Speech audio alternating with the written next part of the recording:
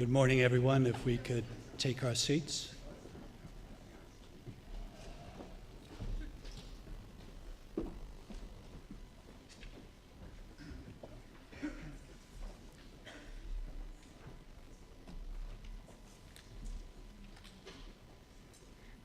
Good morning and welcome to the first World Summit on Leaving No One Behind. My name is Desmond Gallagher. I am the Partner Development Manager for Waterlex, and I will be the Master of Ceremonies for the next 2 days. It is my pleasure to introduce our first speaker, Mr. Francis Gurry. Mr. Gurry is the current Director General of the World Intellectual Property Organization, WIPO. Please welcome Mr. Francis Gurry to the podium.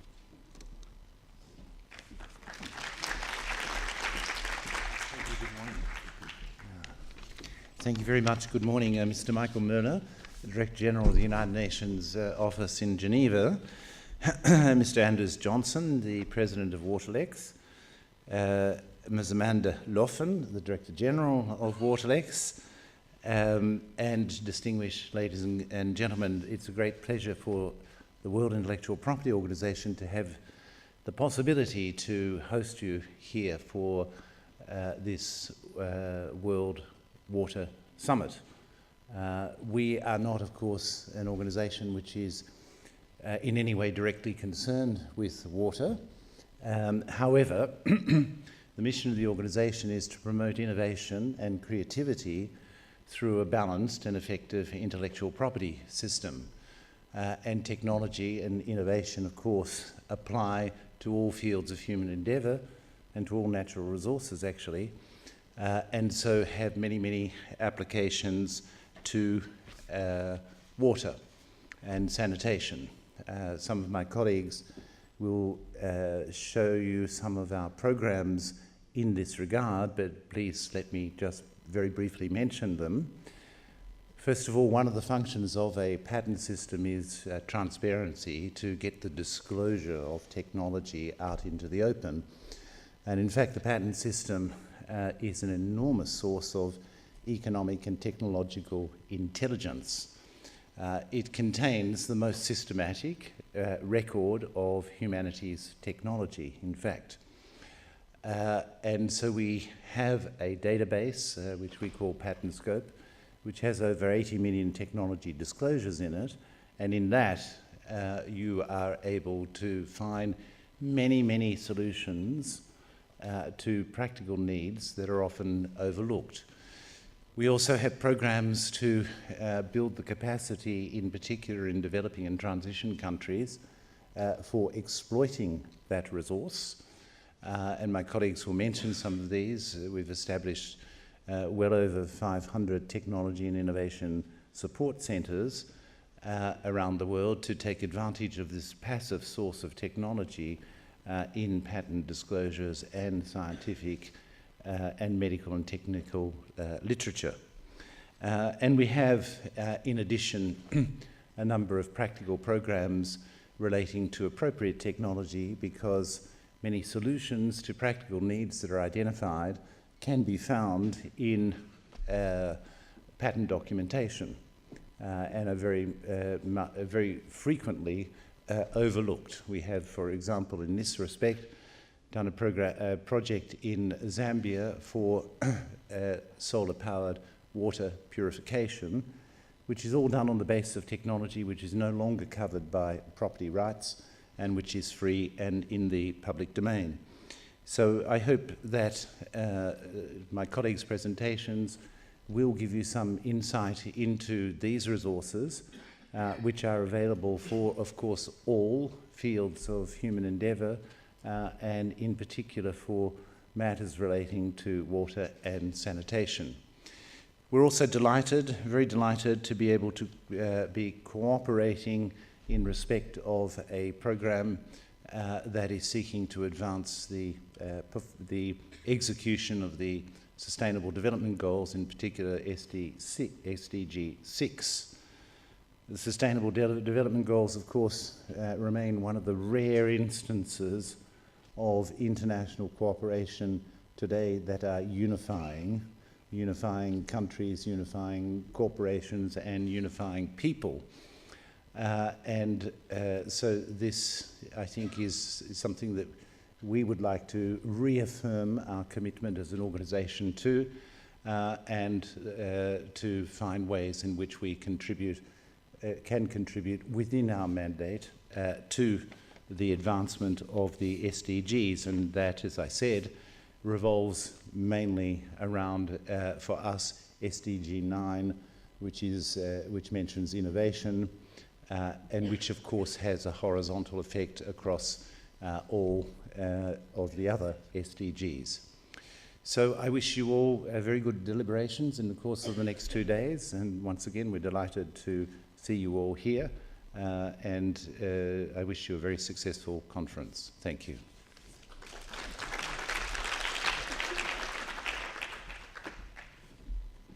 Thank you very much, Mr. Curry. I would now like to introduce Amanda Lufin. Amanda is the Director General of Waterlex and the organizer of this first World Summit on Leaving No One Behind. Please welcome Amanda Lufin.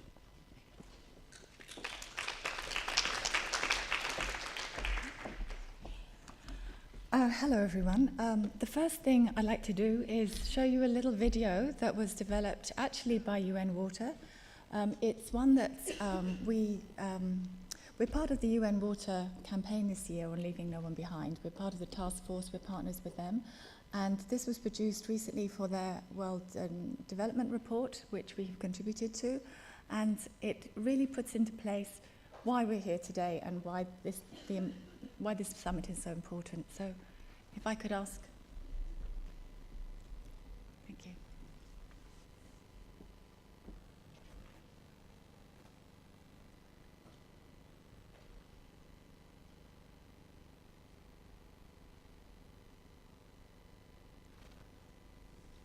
Okay, we've lost the sound.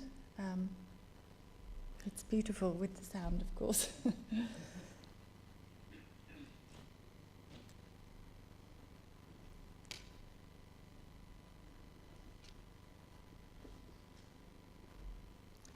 So I'll promise to show this to you again tomorrow morning with the sound as well, because it is a very emotional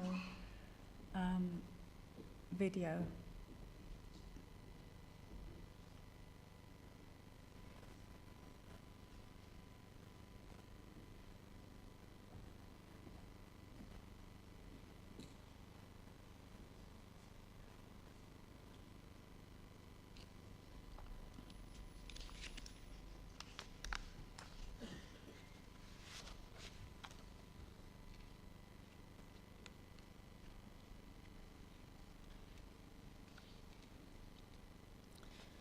So I'd like to share with you some of our thinking behind this event and why we think it should be so pivotal.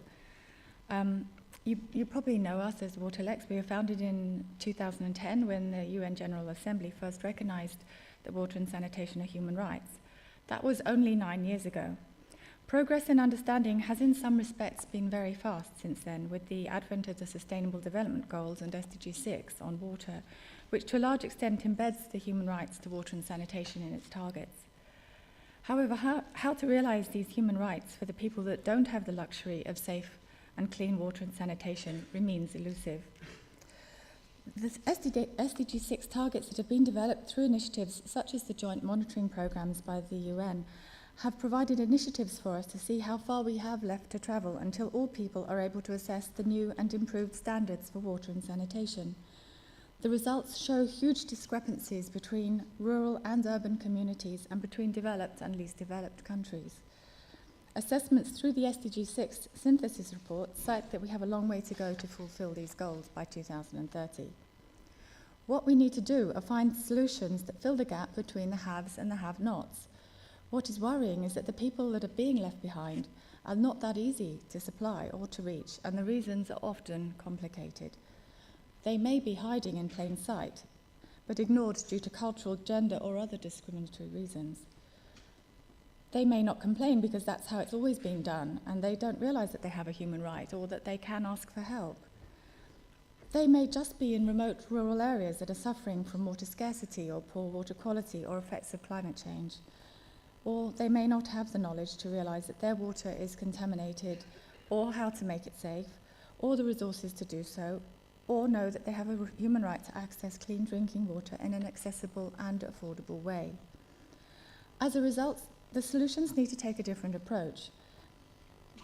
Firstly, to help people that are suffering from discrimination, there needs to be a concerted effort by governments, communities, and water sector experts to recognise that these people are being left out and to find ways to include them in the decision-making and service provision.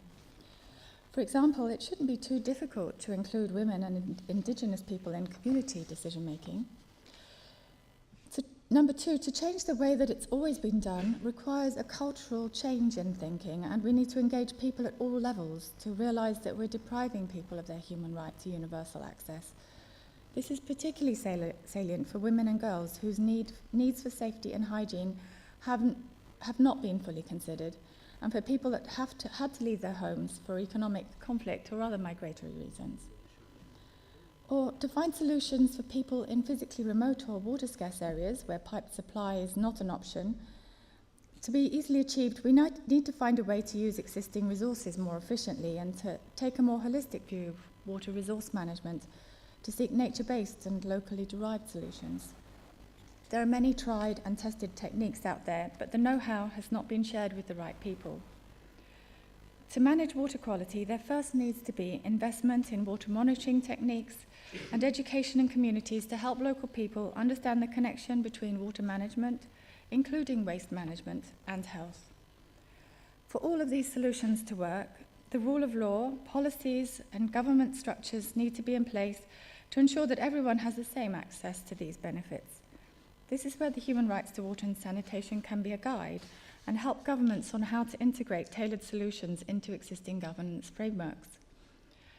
Today, less than 20 countries have actually recognised the human rights to water and sanitation in their constitutions, and even fewer have implemented reforms to local policies to reflect this. It takes time. So how can we create momentum to fill the gap between the situation today, with 663 million people without access to improved water and 2.3 billion without safe sanitation? Building new infrastructure helps and is desperately needed. But in order to reach the majority of the very poor, the most disadvantaged, and the very remote, there needs to be a more human rights-based approach to considering solutions for water and sanitation.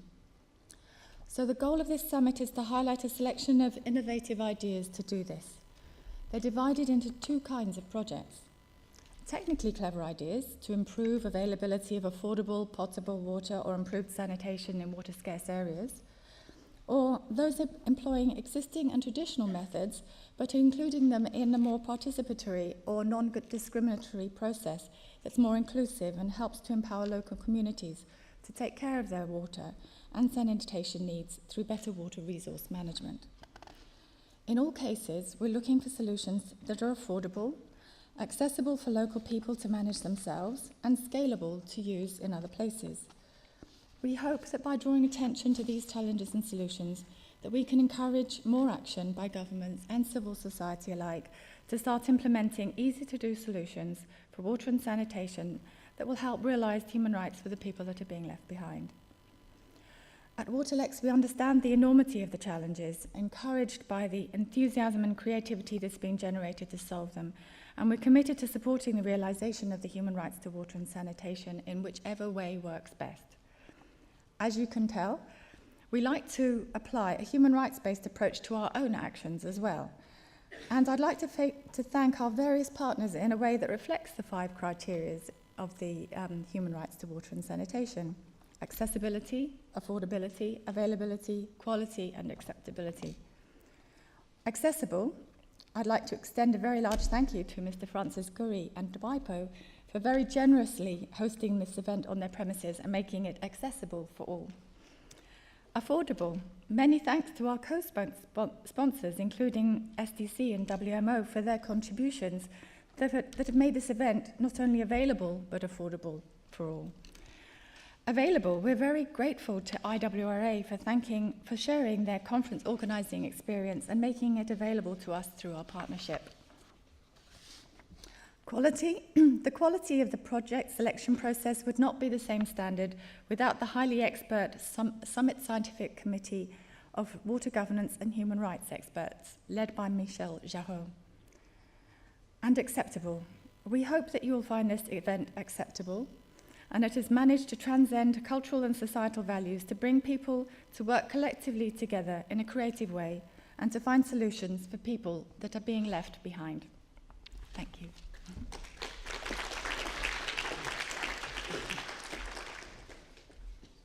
Thank you very much, Amanda. I would now like to introduce Tom Su, member of the Executive Board at the International Water Resources Association, IWRA. Please welcome Mr. Tom Su.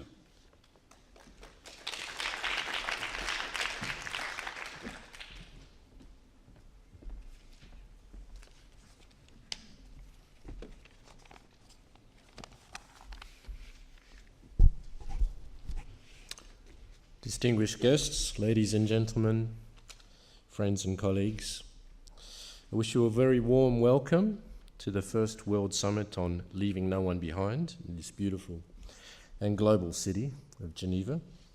I venture that it is the first event of this kind with a special focus on human rights-based solutions for access to water and sanitation of this year. I'm glad to see participants in such strong interest in this very important topic. On behalf of the International Water Resources Association, I'd like to say we are very pleased to co-organise and help with the organisation alongside Waterlex of this event. I would like to thank the World Intellectual Property Organisation for the hosting of this summit in this very excellent venue. Thank you very much. I would like to thank and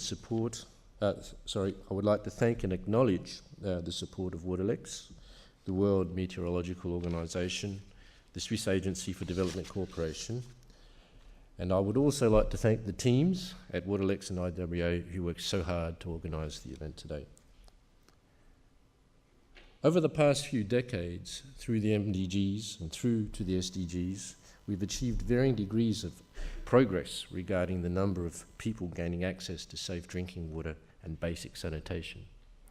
In parallel, progress has been made at the international institutional level with the recognition and the adoption of the human right to safe drinking water and sanitation at the UN General Assembly. However, implementation and interpretation of this right into real life remains a long way off where it really matters in countries and for the 2 billion plus people who still don't have access to basic sanitation and to safe water at home. The complexity behind these numbers is exponentially raised if we take into account the notion of leaving no one behind. For example, in 41 countries, 1/5 of people still drink from unimproved sources. In the city versus country scenario, rural comes out with a distinct 75% disadvantage. 8 out of 10 people who fetch water are women or girls. The issues are many, and the causes are wide-ranging. A rights-based approach puts a focus on the human rights of individuals and on the obligation of governments to fulfil those rights. It should support and empower individuals and communities to claim these rights. However, even under a human rights approach, we still don't have a silver bullet to universal access. How do we reconcile this approach to the aspirations of the SDGs, which are much wider than just access to sanitation and safe drinking water? Who is bridging this gap from internationally recognised rights to national policies and local implementation? In addition, the specific and widely different concerns faced in different countries and groups of the world need to be understood and confronted specifically. The different capacities and different willingness of governments to fulfil their obligations calls for very complex and specific strategies, especially for the most marginalised groups. Governance systems need to integrate vertically from federal to local levels, as well as horizontally from water ministries to lawmakers and to the other stakeholders who are involved. Ladies and gentlemen, I'm very pleased to welcome you to this summit, which brings us together to face these complexities as a diverse group of stakeholders and with a diverse selection of solutions to present. IWRA is very pleased to join the summit as one of the world's key science policy platforms for water. The association seeks to bring together the many disciplines that spans water resources management. We believe it is critically important to bring together the collective and shared knowledge of economists, of lawyers, hydrologists, engineers, social scientists, and all of those knowledge experts who are necessary to inform policymakers and decision makers. In this sense, we encourage strong interaction between the three thematic pillars of the summit this week: technical innovation, economic feasibility, and human rights. IWRA looks forward to joining with the summit and with you as participants to collectively magnify the outcomes of our work over the next few days. As one path forward, IWRA shall be holding the 17th World Water Congress in Korea in May next year. I warmly invite you to join our association and to carry on the ideas and the projects from this summit in Europe through to the Congress in Asia next year. Ladies and gentlemen, on a final note, I would like to confirm IWRA's commitment to the human right to water and sanitation, as well as to the cause of leaving no one behind. I look very much forward to the outcomes of this summit, and I wish you a very fruitful and enjoyable event here in Geneva. Thank you very much.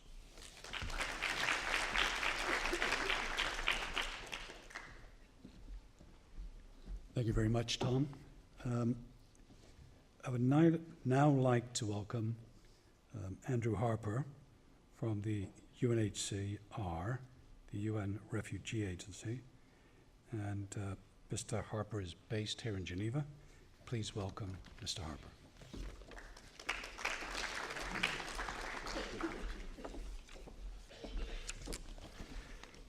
Thank you very much for inviting myself and on behalf of me, what I would actually classify as probably the most vulnerable populations who are definitely being left behind. There's a very good brochure which is outside, which the world is not on track.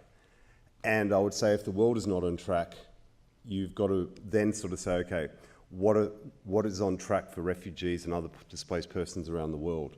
So it's a very timely and I'd say appropriate moment in which to link the availability of water, availability, accessibility, affordability, quality of water with a human rights space. And I would thank everyone who's been involved in preparing this meeting, obviously to WIPO, Waterlex, IWRA for bringing everyone together.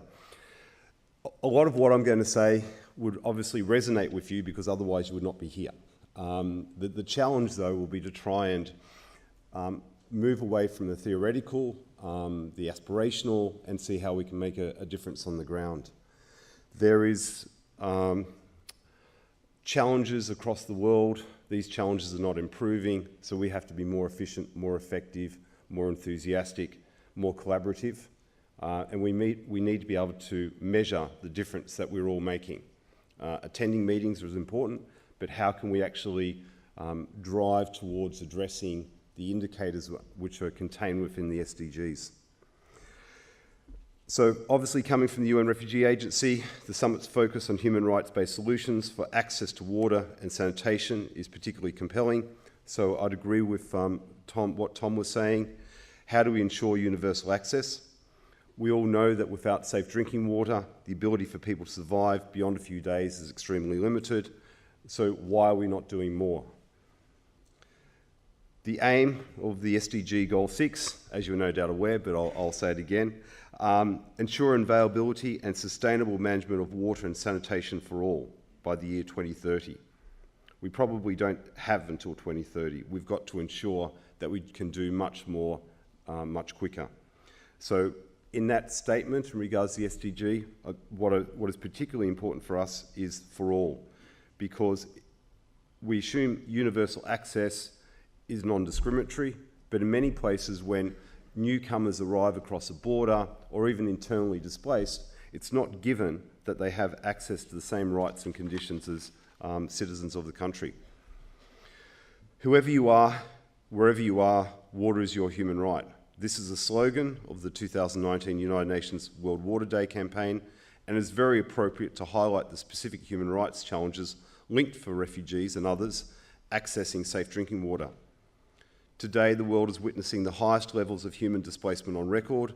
Almost 70 million people around the world have been displaced from their homes as a result of conflict, persecution, or human rights. The majority of this population have found temporary refuge in countries which are already water poor, compounded by poor infrastructure, and being increasingly tested by the impact of climate change and environmental degradation. As the Chair mentioned, I'm currently based in Geneva, fortunately, or not fortunately.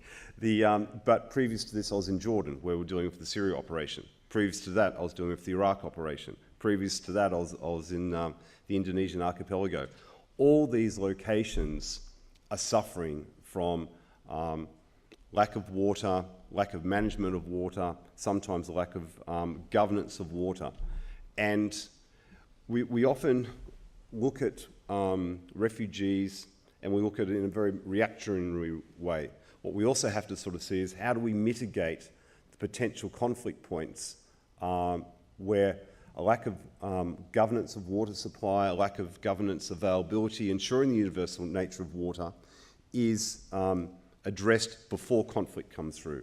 And I dare say, going back to the Syria crisis, one of the triggers which is often alluded to is that Syria suffered one of its largest droughts in the mid-2000s, which then led to a population movement of some 1.5 million people to the urban centres.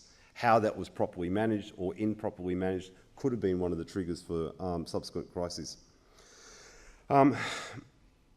Not only is the situation already perilous for many refugee populations, access to water has actually decreased in several emergency situations, where the sharp rise in refugee populations have exceeded the ability of UNHCR and our partners to scale up water supply operations.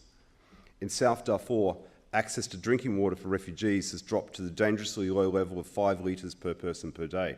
So when you go out for coffee and you see one of those jugs there, just imagine trying to survive on that for a day in the desert, doing your washing, trying to have a degree of sanitation.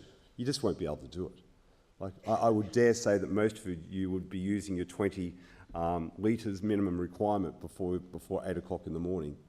So we have to find ways in which we can do a more efficient, effective and managed provision of those water. On Sunday, I leave for Eastern Chad. One of the issues that we've got there is an influx of refugees coming from Sudan. From there, we go to the borders with the Central African Republic and then to the border with Cameroon. Murray, who is my colleague here, we have teams out in the field every day trying to achieve the impossible with limited resources. The amount of resources that UNHCR provides for water is about 3% of our total budget. It's nothing. So we have to work with others. We have to be much more collaborative. And this is why partnerships with Waterlex, with the World Bank, with UN Water, with NGOs, and most importantly with governments, is so critical. In terms of sanitation, the situation for refugees is even worse. The SDG target is for everyone to have access to their own household toilet. However, in refugee situations, 83% are sharing toilets with one or more other households. In the worst case, in the Republic of Congo, as many as 25 families are sharing one toilet. If you have 25 families sharing one toilet, it's unlikely that they'll be using that toilet. At UNHCR, we work every day to protect and safeguard human rights, so we're very much interested in obviously in SDG 6. The right to water and sanitation is essential for the survival and protection of refugees. We encourage states to review and strengthen national laws and policies, as was mentioned before by Tom, in order to promote the principle that refugees and IDPs should be granted the right to access safe water and adequate sanitation without regard to the legal status. As I mentioned before, we can't do this by ourselves, and so one of the key elements in the recently agreed Global Compact on Refugees is how can we work with host nations much better. So if you have a host state which has accepted refugees, they shouldn't be left by themselves. And so we're looking to mobilise significant funds from international financial institutions, other donor states, to put in place the infrastructure that can address the water needs of the host communities, refugees, as well as put in place better sanitation methods. Secondly, the GCR, the Global Compact on Refugees, seeks to promote self-reliance of refugees. We've got to move away from the time where we basically truck and chuck assistance to refugees and say, "Halas, we've achieved our objective." We have to from the very start look at sustainable ways of addressing the fundamental and underlying issues of why insufficient safe water is being provided and why there's been insufficient attention on sanitation infrastructure. So as part of this process, we're looking to find ways in which we can empower refugees and the host communities with opportunities to establish sustainable livelihood and to contribute to the economy of the host country. This includes obviously the right to work and the freedom of movement. So what we're looking to do is to not just have refugees as dependents. We're looking to have refugees contributing to the overall community, and if they are able to also contribute to the costs.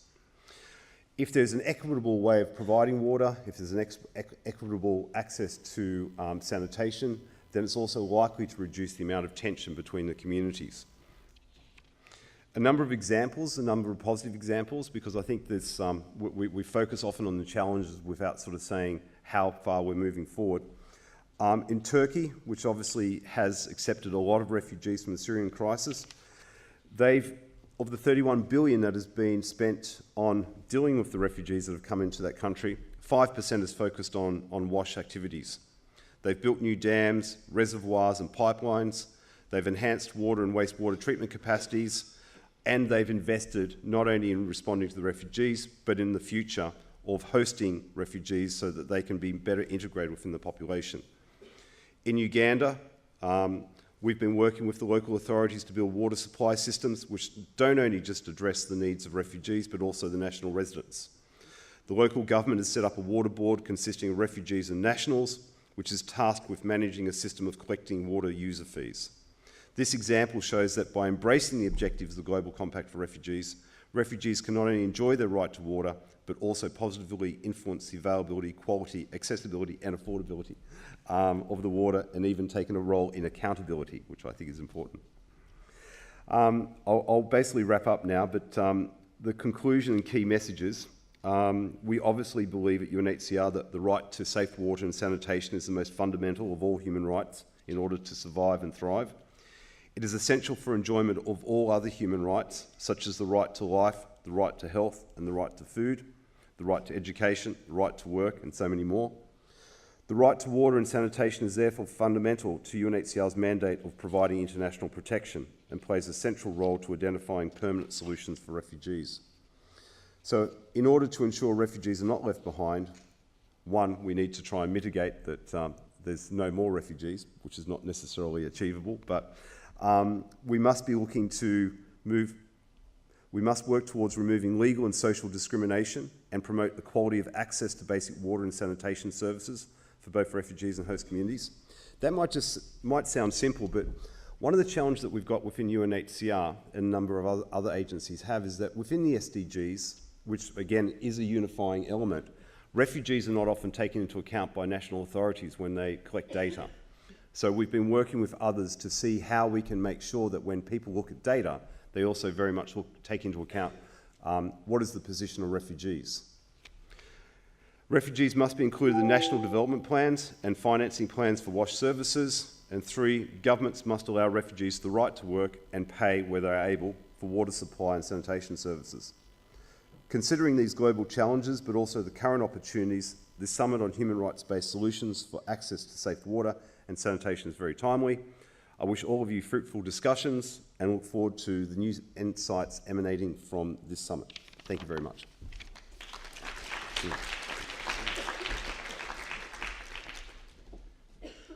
Thank you very much, Andrew. I would now like to introduce Michael Muller from the United Nations office here in Geneva. Please welcome Mr. Muller.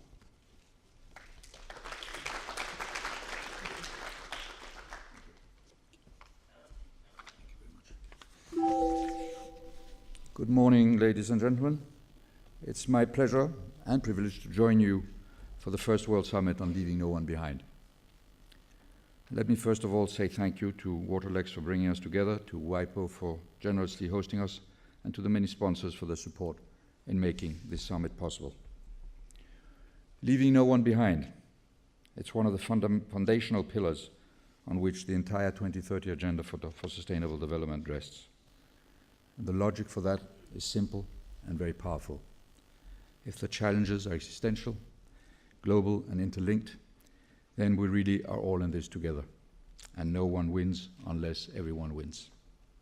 Which means the benchmark for our success is first of all the fate of those at the bottom, those most vulnerable, those excluded or cut out from the waves of progress. And on the question of water, it's not just a matter of missed economic opportunities or entrenched social injustice and poverty. On the question of water, it is quite simply, as you know, a matter of life and death. And that's why access to water is a human right, it's universal, it's inalienable, and it's unconditional. And that is why SDG 6, ensuring availability and sustainable management of water and sanitation for all, is really pivotal for the success of the entire 2030 Agenda and all of the other 16 goals. Take zero hunger, unimaginable without sufficient water to ensure food security. Or consider health, inconceivable without safe, available and affordable sanitation. And look at economic growth, which is unreachable in conditions of water scarcity. The list goes on, but the point is clear. The importance of water is only matched by the challenge we face in managing it sustainably. Today, 40% of the world's people are affected by water scarcity. 80% of wastewater is discharged untreated into the environment. And more than 90% of all disasters are water-related. More than 2 billion people lack access to safe, clean water, and more than 4.5 billion people lack adequate sanitation services. That's today. By 2050, at least 1 in 4 people will live in a country where the lack of fresh water will be chronic or recurrent. And runaway climate change is only adding to the pressure. What these numbers mean is a harsh reality, a harsh daily reality for people in rural communities and urban slums in all regions of the world. And what these numbers mean is that we're failing in our ambition to leaving no one behind. And as with most development challenges, women and girls, as we've already heard several times, suffer disproportionately. For example, women and girls in low-income countries spend some 40 billion hours a year collecting water. That is the equivalent to the annual effort of the entire workforce of a country like France. Imagine the development gains if this time could be invested in earning a livelihood, or in the case of girls, attending school. And this hypothetical shows two things: the magnitude of the challenge and the tremendous upside if we succeed. And that's why we're here today, to put us on a path that can realize this upside. This summit does so, first of all, by raising awareness and creating momentum. The growing water crisis should be much higher on the world's attention. And there is welcome progress we can build on. We are now 1 year into the International Decade for Action, Water for Sustainable Development, which was declared by the UN General Assembly. And in line with our action plan for the water decade, the UN system stands ready to help countries by promoting policy dialogue, exchanging best practices, raising awareness, and forging new partnerships. And this summit is a very welcome catalyst to these efforts. And I'm particularly impressed by your laser-sharp focus on exploring innovative solutions. Solutions that are anchored in human rights, solutions that focus above all on the marginalized, and solutions, in short, that are built around the 2030 Agenda by connecting water to efforts underway across the development spectrum and by working together with local and regional governments, civil society, and the private sector. It was great to see that beyond exploring and sharing solutions, the summit will also provide awards to pilot some of the best ideas that come up, helping them move directly from theory into practice, which is exactly the kind of commitment to acceleration and impact that we need. After all, we only have 11 years left to realize the Sustainable Development Goals. That's just 4,015 days, or just under 3,000 working days if you insist on taking your weekends off. Clearly now is the time to pick up the pace and start running towards 2030. And I look forward to seeing the results from your summit and wish you every success. Very good luck with your deliberations. Thank you.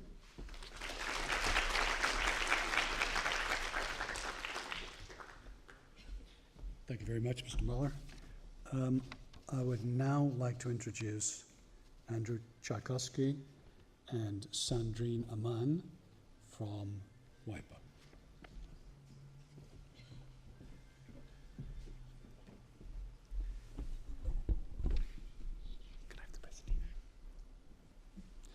Good morning, ladies and gentlemen. My presentation this morning, together with my colleague Sandrine, who will take over the second part of the presentation, is on finding technology using patent information.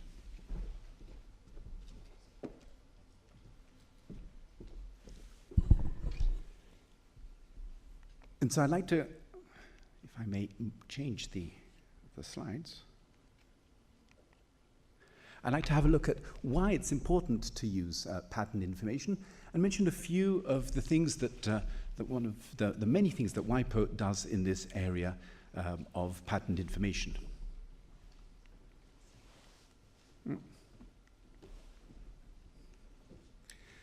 So, looking at the patent system as a whole, in fact, there are two fundamental elements of the patent system. The first element is the one that we all know about when we mention patents, and that is protection. It's a temporary, exclusive right that is given as a reward for investments made in developing a new invention. But a second fundamental element of the patent system is disclosure.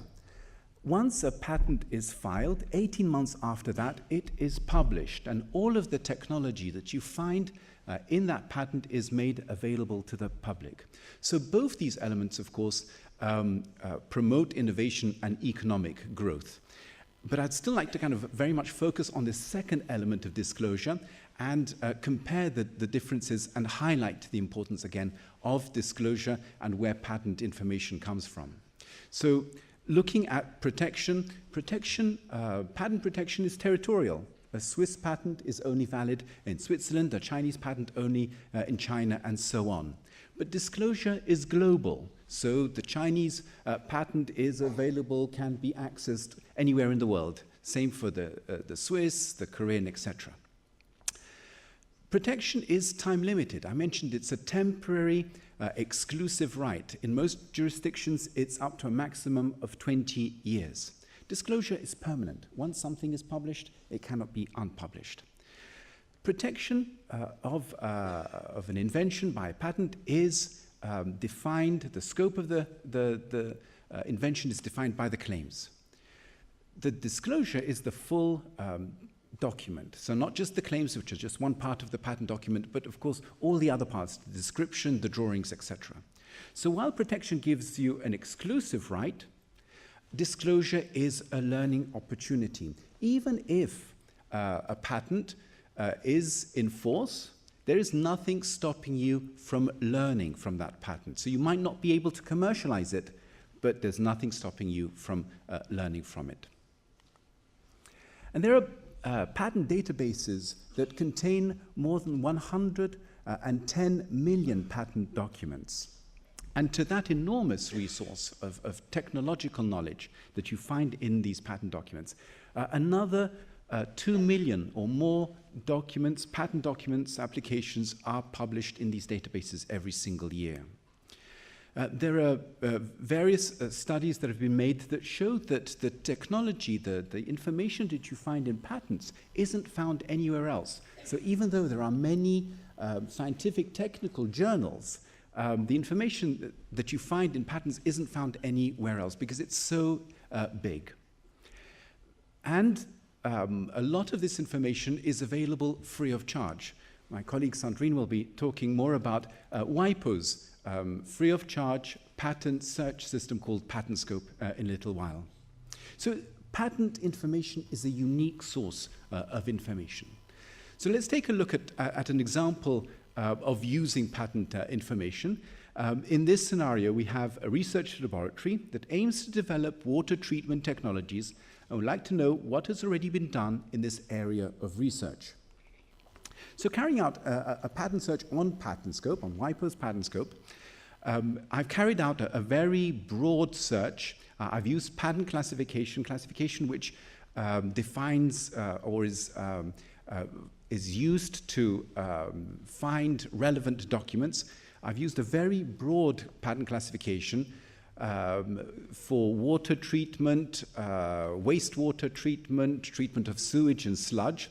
If you can see it, perhaps I just pointed out. No, you can see CO2F. That's the patent classification that I've used. But I can highlight that with that search, I found over 568,000 patent documents. So, in fact, PatentScope has something like over 73, I think, million patent documents. And just looking at water treatment, wastewater treatment, etc., I found over 500,000 patent documents. And from these documents, I can find all the kind of technical details, descriptions that I'm interested in. I can also, from the analysis, so in this particular case, I'm analyzing those 500,000 patent documents, and I can, for example, see filing trends. So where, over time, how that technology is developing. Is it increasing? Are there more patent filings in that particular area? Is it decreasing? I can also see from that analysis, so again, I'm looking at those 586,000 patent documents. Who are the top applicants? Who are the top innovators in this area of water treatment? And I can see Kurita Water Industries Limited is a very, very big applicant. It's a company that's doing a lot in water treatment. Also from patent information, I can see where all of these patent applications are being filed, in which patent offices, which national patent offices are they being filed in. So I can see where the key markets are. And from this graphic, I hope you can see that the big blue sector there at the bottom is China. So there's a lot of patent applications that are being filed in China, followed by Japan, followed by the United States.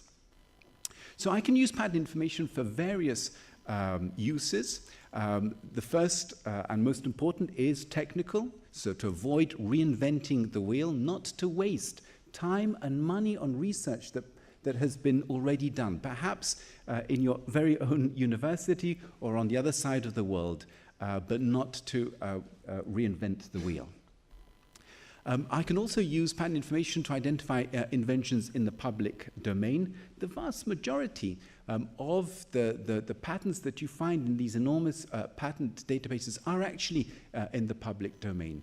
But you can also use, there's information about the legal status to see which ones are still in force, which ones you can't use without the permission of the patent holder.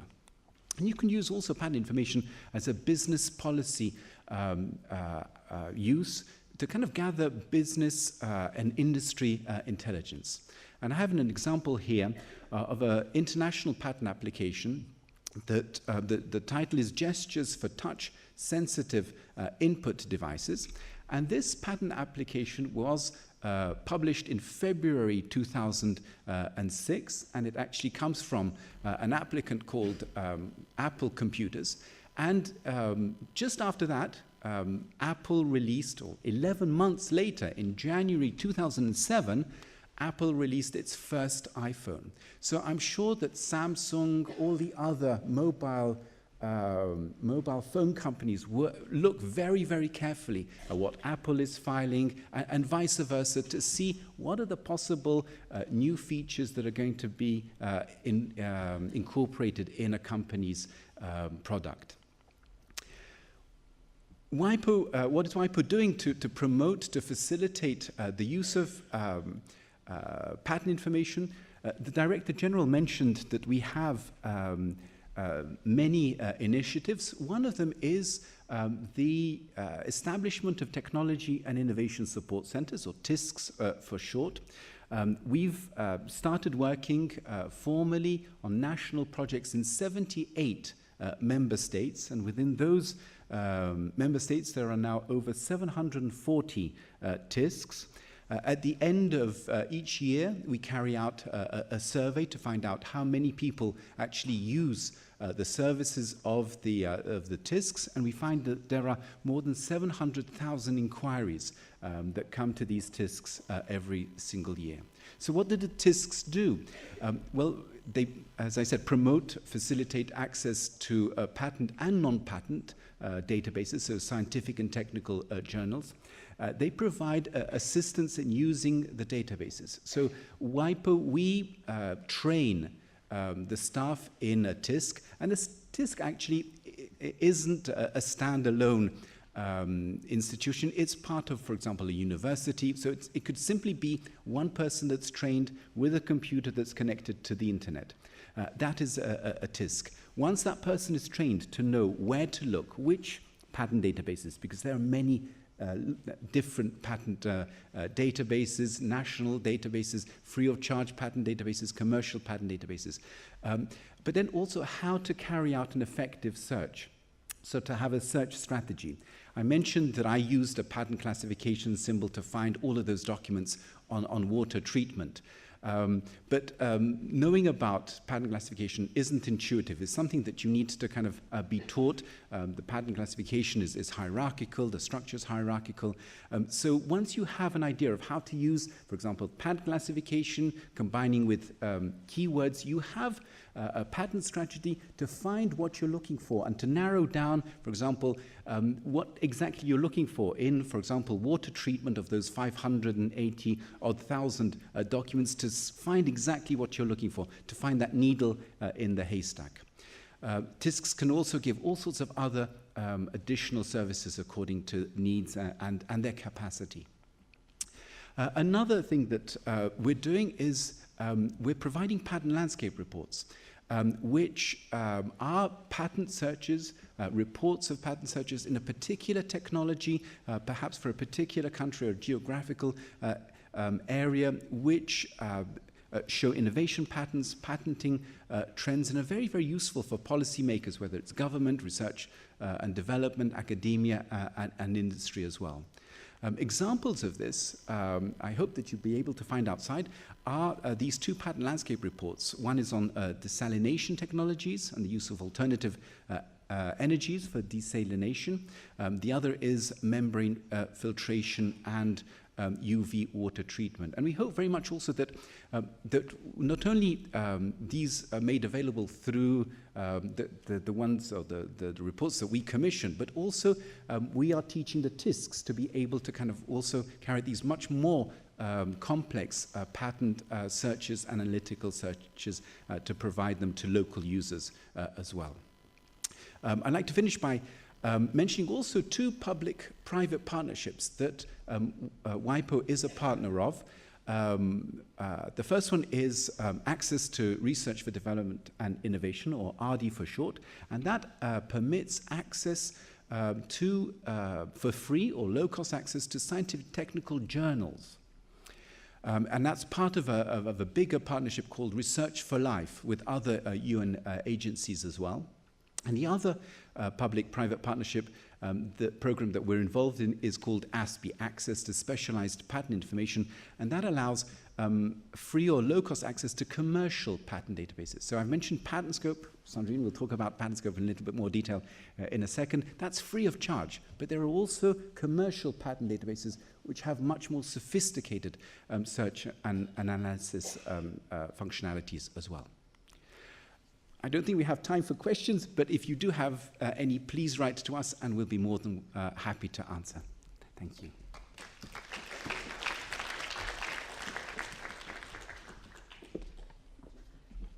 I would like you to meet those three gentlemen here on the screen. I apologize for the lack of gender balance, but in this specific case, it's only men. So on the left, we have Mr. Parent, from France. In the middle, we have Dr. Usam from Bangladesh, and on the right, we have Mr. Gadli from India.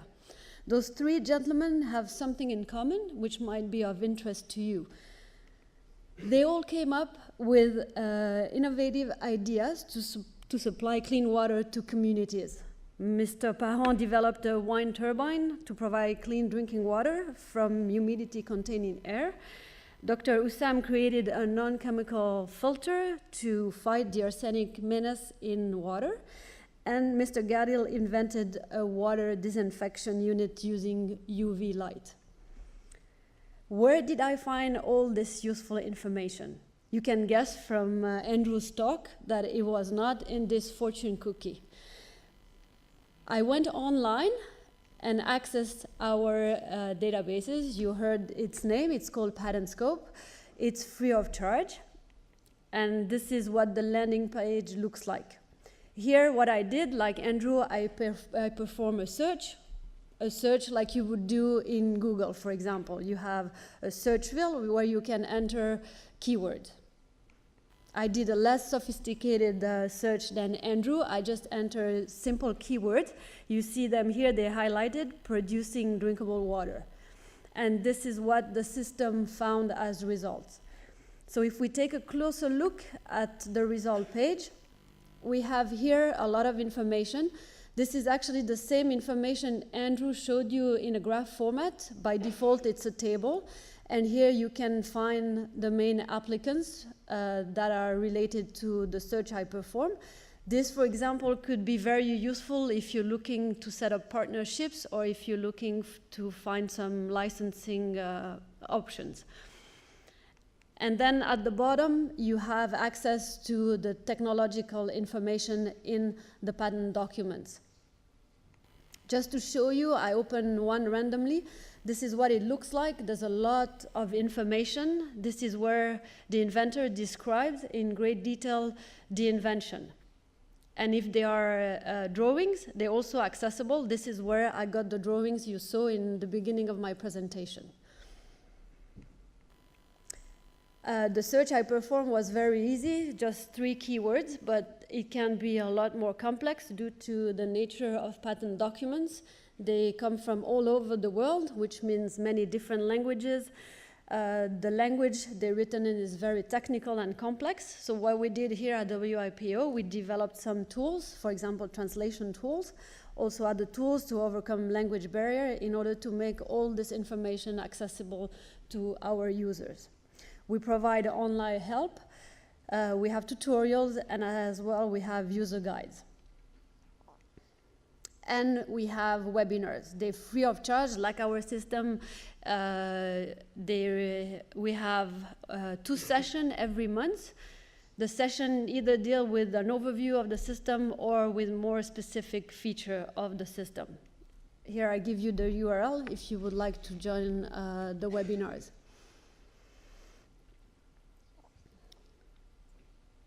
And also here, during the summit, we have a stand where we will provide the patent landscape reports Andrew mentioned. There are some copies available, and we will be available to show you live demonstration of our system. So I hope you will come and see us at the stand. We'll be more than happy to show you how to use our system, and I wish you a very fruitful summit. Thank you.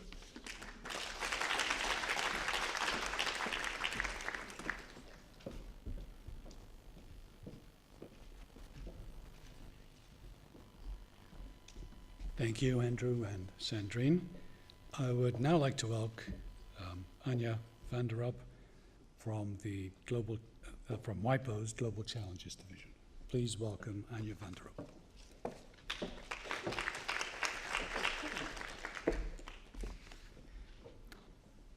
Good morning, ladies and gentlemen, and thank you for the opportunity to briefly introduce WIPO Green. So I'm just trying to see how to make this work. Maybe you can move to the next slide. Yeah. Okay, well, you've seen that before. Just as a little reminder that this policy context also applies to WIPO, and WIPO, as part of the UN family, contributes to achieving those goals. And because IP and innovation aren't ends in themselves, but they are only useful if they contribute to something that is beneficial to society, WIPO has created WIPO Green and launched in 2013 to leverage the power of intellectual property and innovation to address these goals. So what is WIPO Green? WIPO Green is a global marketplace that connects those who are seeking innovative solutions with those who are offering those solutions and services. And in that way, we try to promote innovation and dissemination of green technologies. Our goals are to enable an efficient adaptation and deployment of green technology solutions, and we do this by using collaborative approaches and leveraging our network of stakeholders that are very different in nature. We also try to support innovation, and in particular innovators, and also we have a close eye on innovators from the developing world, as the support system for those innovators are maybe not as elaborate as they are in many of the industrialized countries. We engage closely with the private sector because they are the source of 80% of the innovation in this field. And also by contributing our experiences and the lessons we learned, we engage in a global policy dialogue. How does WIPO Green work? It consists of several elements. One of them is the database, where you can promote technology and services. And maybe just in comparison to what my colleagues have presented in Patent Scope, it goes beyond patents. So what we're trying to include is a more comprehensive notion of technology, covering both patents, but also more broadly technology solutions. And then on the other side, needs for technologies. So capturing requests or demands or problems that entities face and that they're searching for technology solutions. And then it also contains business expertise in our experts database. We work with a range of different partners from all over the world, covering both multinational companies, SMEs, research institutes, and NGOs, and of course our sister UN organizations. With those partners provide us with their insights, and they collaborate with us on events and projects. And with them, and in addition to the connection and the matchmaking that is being done through the database, we have organized several matchmaking projects covering different regions in the world, but also different technology fields to also bring partners more closely together. And one event that I would like to highlight is Innovate for Water that we've organized both with WaterWend and Waterpreneurs 2 years ago in Geneva. So this is how the database looks like, and also showing the different fields, some examples, and the experts database.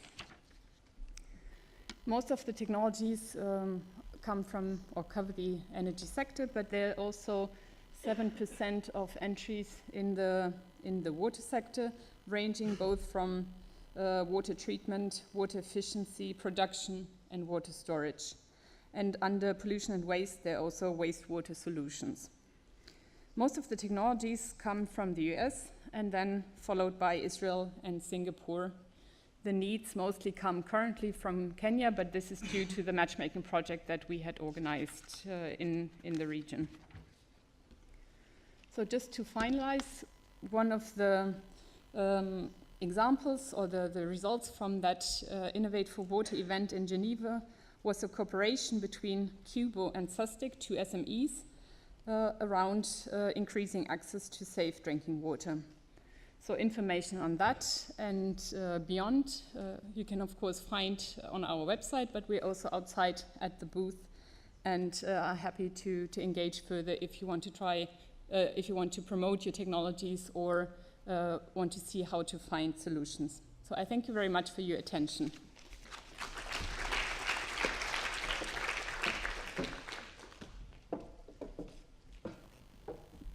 Thank you, Anya.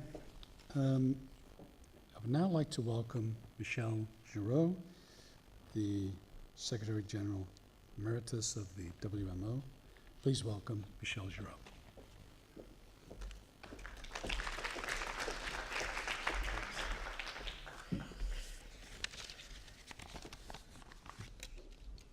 Well, dear Amanda, it's a pleasure to be here with you and to see actually quite a number of former colleagues and friends. As chair of the scientific committee, I've been asked to give you a flavor of the process that has got us to the point where we are now.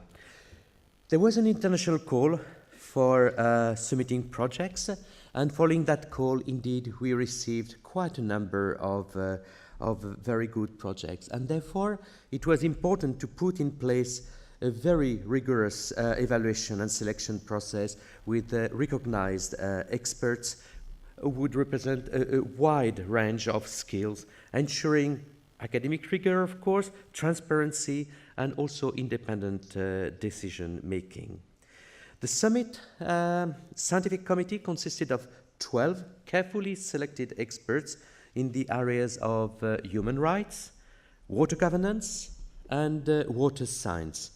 And they are drawn from the Waterlex community, but also from the IWRA community as well, and from the partnership that both organizations have developed through, for example, UN Water and other activities on leaving no one behind.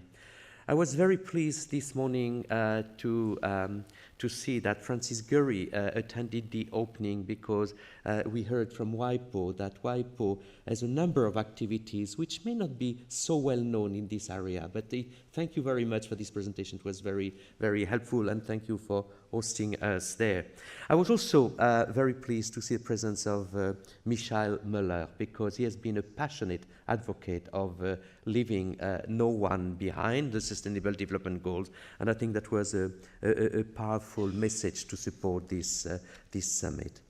Now, at this point, I would like first to thank the committee members for your invaluable, your enthusiastic contribution to the selection process. The process selected involved a number of stages of reviewing abstracts, analysis, lots of discussion, but also asking a number of clarification from the finalists. And we defined a number of criteria for coming to this short list. And the criteria were based essentially on the extent to which a human right-based approach has been included in the process, and also to what extent the projects on water and or sanitation are innovative, scalable, accessible to marginalized communities, and affordable, as we were reminded in your introduction, Amanda. Of course, all of them, in accordance with the objectives of the summit, are helping to realize human rights to water and sanitation by improving the availability of safe and sustainable water for the people left behind. I should say left behind until now. The idea is to leave no one behind. All the projects submitted were classified along the 6 themes of the summit, and you have got the program of the summit. In other words, the focus on particular marginalized or disadvantaged people based on gender, age, indigenous people, refugees, thank you for the presentation on refugees, migrants, rural communities, or people affected by climate change, which is one of my many obsessions. Of course, these categories are not independent of each other. They are very much interacting, and you cannot deal with one in isolation from the other one. Today, 6 flagship projects will be presented, and each are, in the view of the scientific committee, the 6 most innovative ideas that were submitted last year, meeting the criteria required. The flagship definition implies that they need to have been pilot tested. So it's not just paper projects. They need to have been pilot tested already and have shown some significant promise. The judges in front of you have already studied in depth the abstract as well as supplementary information when required, and they will be here all day to listen, to also ask further questions if they feel like it, and therefore to refine their understanding of the projects. At the end of the day, they will meet again and they will finalize the selection of, only one winning project to receive the Innovation Award this evening during the dinner. And we are really looking forward to this exciting stage in the summit. But in addition to the flagship projects, we have also quite a number of other projects ideas that have been classified as exploratory projects. And these will be presented tomorrow. As of today, there will be, as I mentioned, a panel of judges for each themed panel session. There will be time, hopefully, for question and answers. Of course, you will have to be, we all have to be very disciplined because time is very, very short. And the prize for tomorrow's themes will be announced at the end of the closing ceremony tomorrow. Now, lastly, I would like to introduce you to the members of the Summit Scientific Committee that are with us today as judges, and they are now, I can go in maybe in this direction, Professor Aibe Riedel, who is famous, for those of you who are familiar with it, with the comment number 15, Aibe, on the human right to water and sanitation during your many years on the Committee for Economic, Social and Cultural Rights.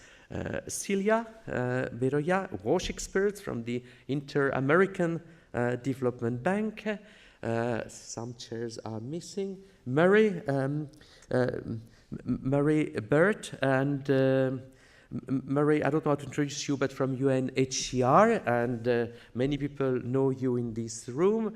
Some others have left or are not quite here here right now. Dirk Henschel from MLU, Halle-Wittenberg, I believe. Yeah, Dankeschön. And next, Maria Carroll, an expert in international water law and human rights, and you are also, of course, a senior lawyer at Waterlex. And last but not least, Callum Clench, executive director at IWRA, and an experienced person in water science and policy projects at World Water Forums. And I don't introduce the others because I'm not sitting behind the chair. I hope I've not forgotten anyone. Okay, so I'm confident by the end of this two-day summit, we shall all have benefited from the many high-quality presentation, exchanges of views. I'm sure a number of innovative ideas will emerge on how to tackle the still unacceptable gap between the people that have access to safe drinking water and sanitation and those that still don't. We cannot just sit back and hope that the solution will materialize without our collective thinking, our collective engagements, and new and alternative ways of approaching the problems. I am personally looking forward to hearing from the finalists themselves about these projects in more detail, and I certainly wish you all an engaging and enlightening summit. So thank you very much.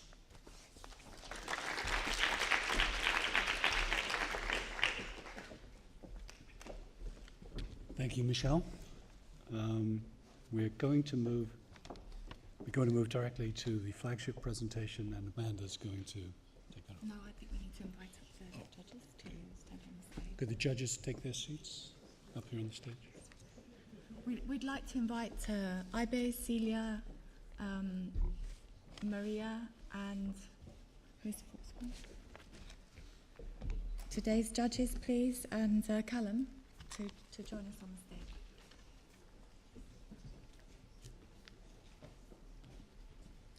It's because they messed us up because of the change of plan. And then I'm moderating and Tom's. Is Tom going to moderate? Tom, where's he gone? Tom's disappeared. Yes,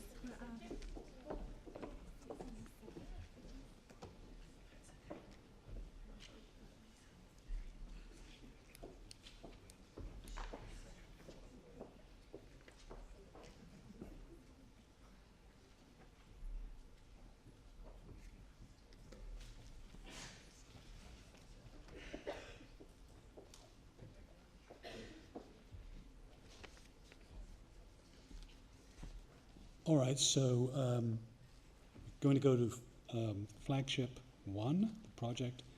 The moderator is Amanda Lufin and Tom Su. We'll see if we can find Tom. And I'd like to reintroduce Amanda Lufin to the lectern, and she's going to introduce the project.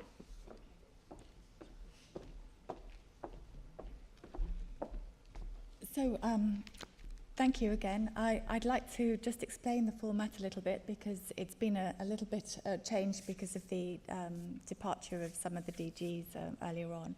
But we have the 4 judges for today on the stage, and they will be judging all day today. And then we have various moderators like myself introducing the different flagship projects and moderating the questions and answers for each of the sessions. So thank you, judges, for being here. And I'd like to, first of all, welcome our first flagship project, which is the Resource Circulation Showcase to provide sustainable sanitation in remote areas. It's being introduced, and I'd like to welcome up in a minute Sherwin Hashemi and from Seoul National University and Han Mo Young. This is a project that we selected. It's a nature-based sanitation system to use to recycle waste for fertilizer and soil conditioner. It's a local-based solution. It's a little bit interesting. It's technically innovative, but it also offers a local solution for marginalized communities or rural communities. So we're interested to hear very much how this is going to work, and I'd like to pass over the floor to Sherwin Hashemi. Thank you very much.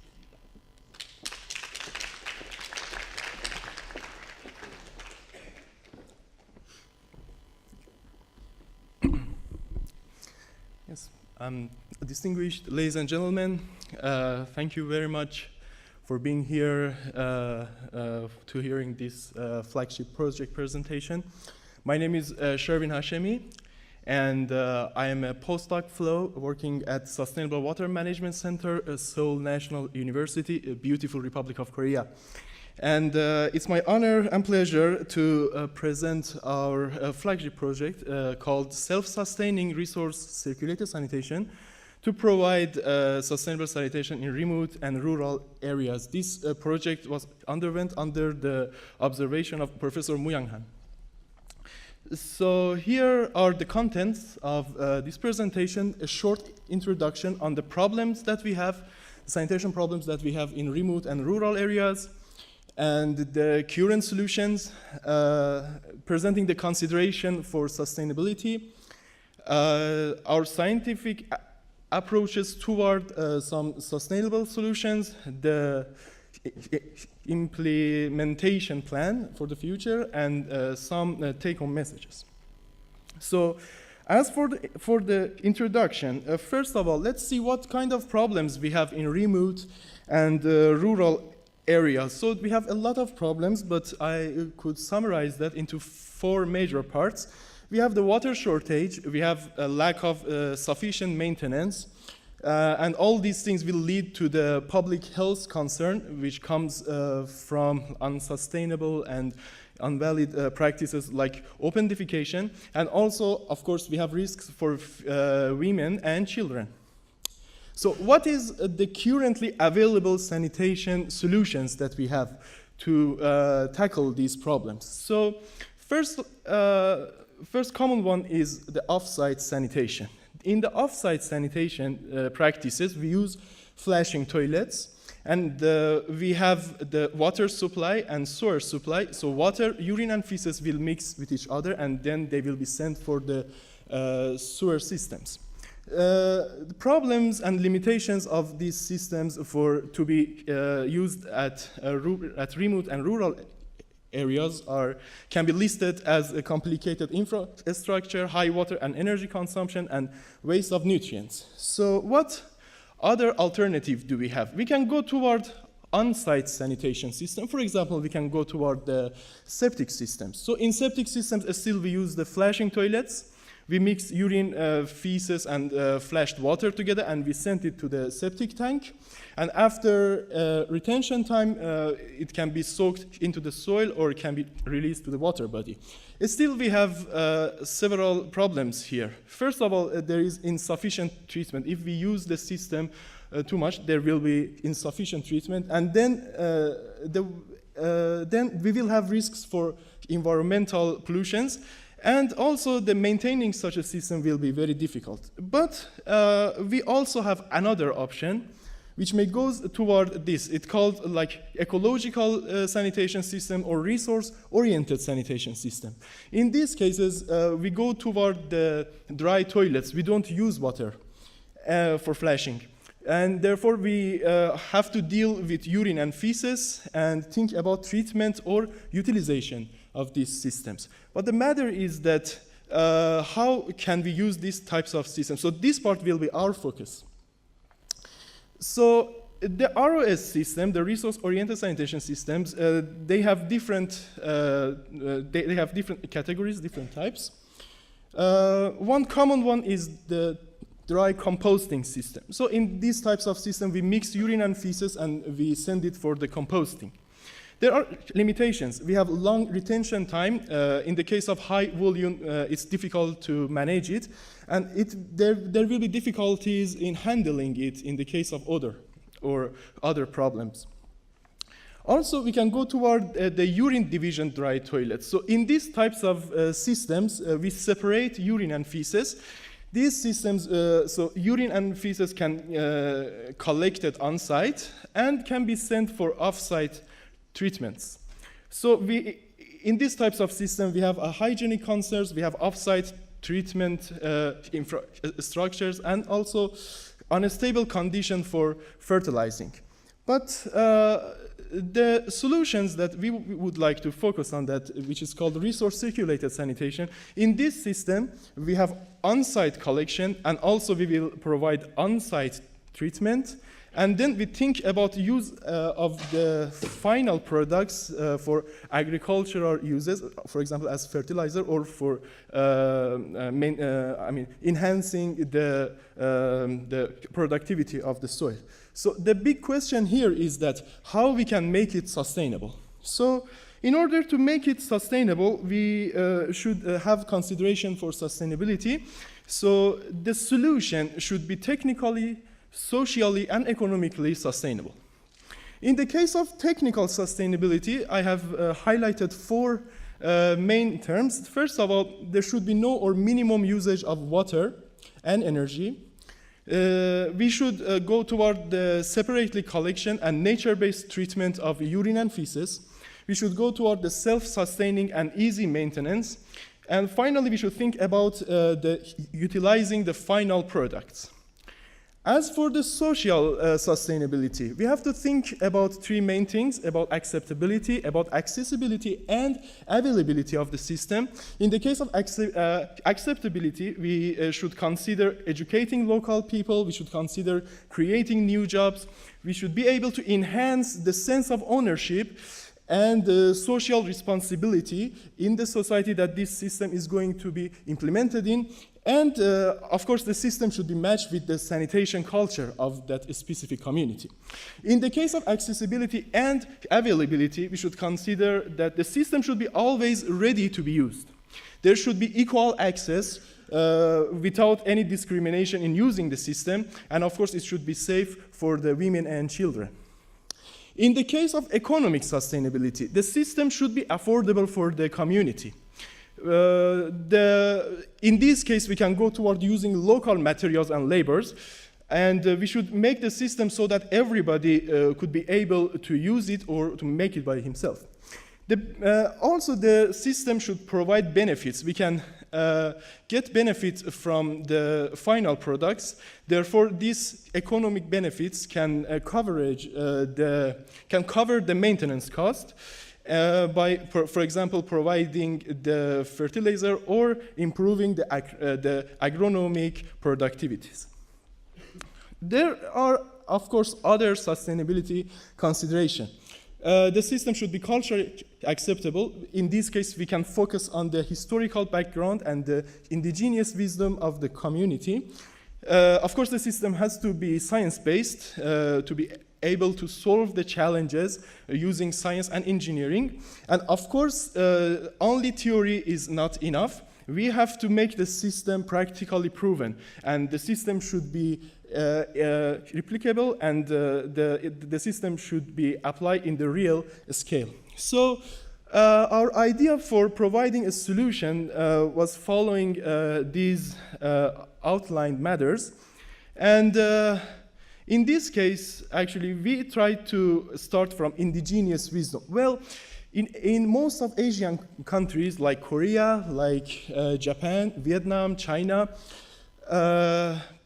the indigenous people and people who are living in rural areas, they are actually well familiar with the fertility of the source-separated urine and feces. For example, in Korea, still in some rural areas, they are following this practice. So they collect urine and feces in separated jars, and then they will use it for the agronomic applications. So our idea was this: if we learn from this indigenous wisdom and we mix it with science and engineering, we may get into the idea of self-sustaining, resource-circulated sanitation. In this matter, in Korean language, we call it tori. Tori means something which is beneficial to soil. So we call this system as tori in Korea and the rest of Asia. All right. So what are our scientific approaches? In this case, we had some laboratory studies and field studies. So first of all, we can consider urine. So this is how a fresh urine looks, yellow and goldy. It looks beautiful. And fresh urine contains 95% water, and the composition is like this. It has like 3.8% urea and 1.2% other materials. So we are considering this urea because this is the main part of urine that can go for the case of fertility. That is the main source of nitrogen. So what happens to urea when urine leaves our body? It will hydrolyze with water and produces ammonia. Ammonia is the cause of odor that we have to think about that. And then the existence of ammonia will lead to production of hydronium ion, and therefore the pH will be raised up. So this will happen if we store urine. So what will be our treatment goal? Our treatment goal will be consideration for the higher fertility. We would like to reduce the required retention time. And of course, we have to think about controlling of odor. So the treatment based on the science and technology should be like this. We went toward adding nitrifying microorganism in order to apply controlled nitrification process.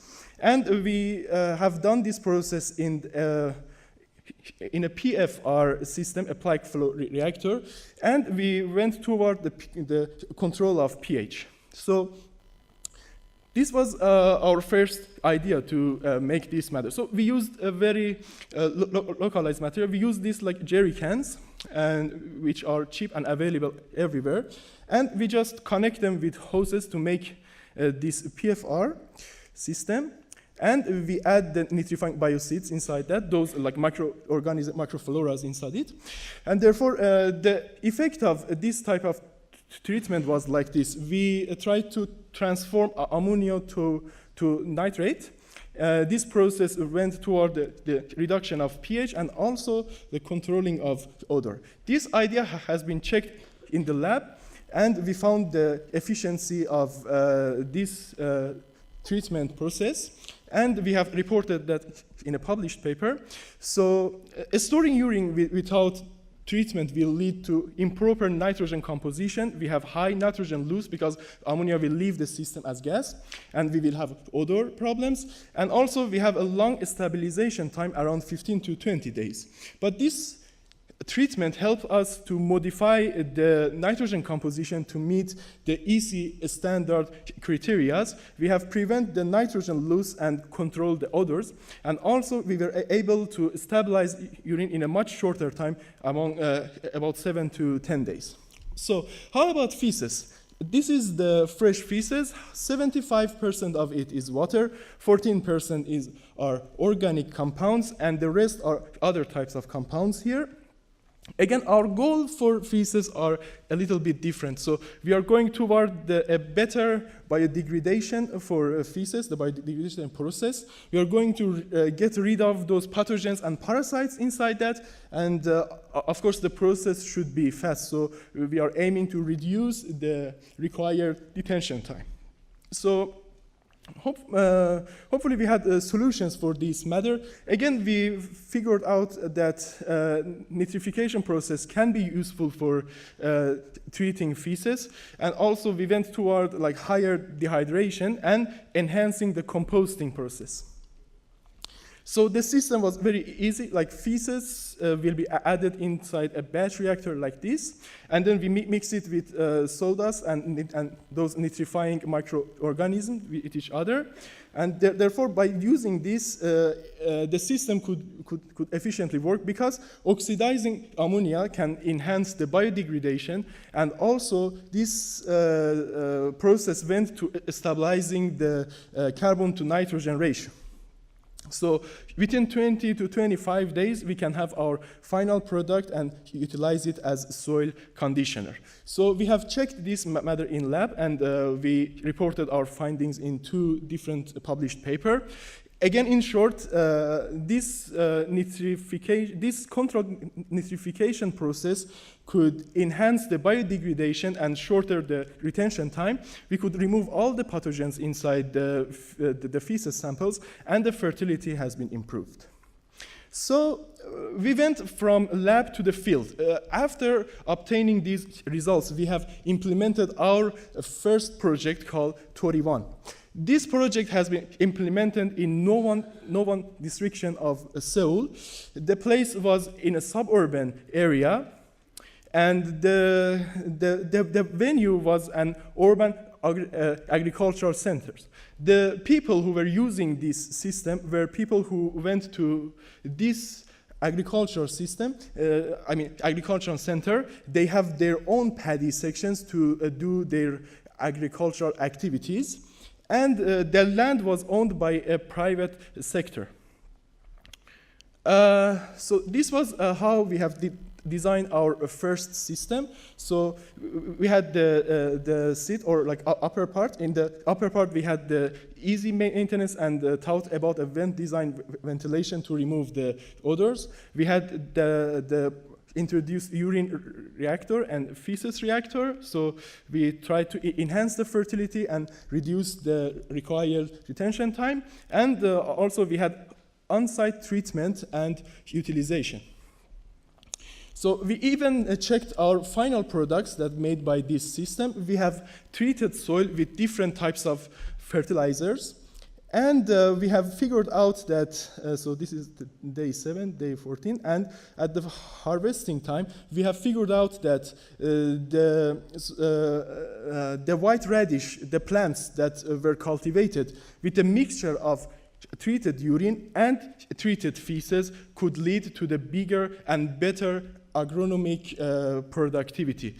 In simple word, actually, we believe that this had led into the mixture of not urine and feces, but mixture of fertilizer and soil conditioner together. So we have reported our results in this published paper. This is the economical analysis of our project 21. So we considered a similar system, but a conventional on-site sanitation system. This system was actually a septic tank.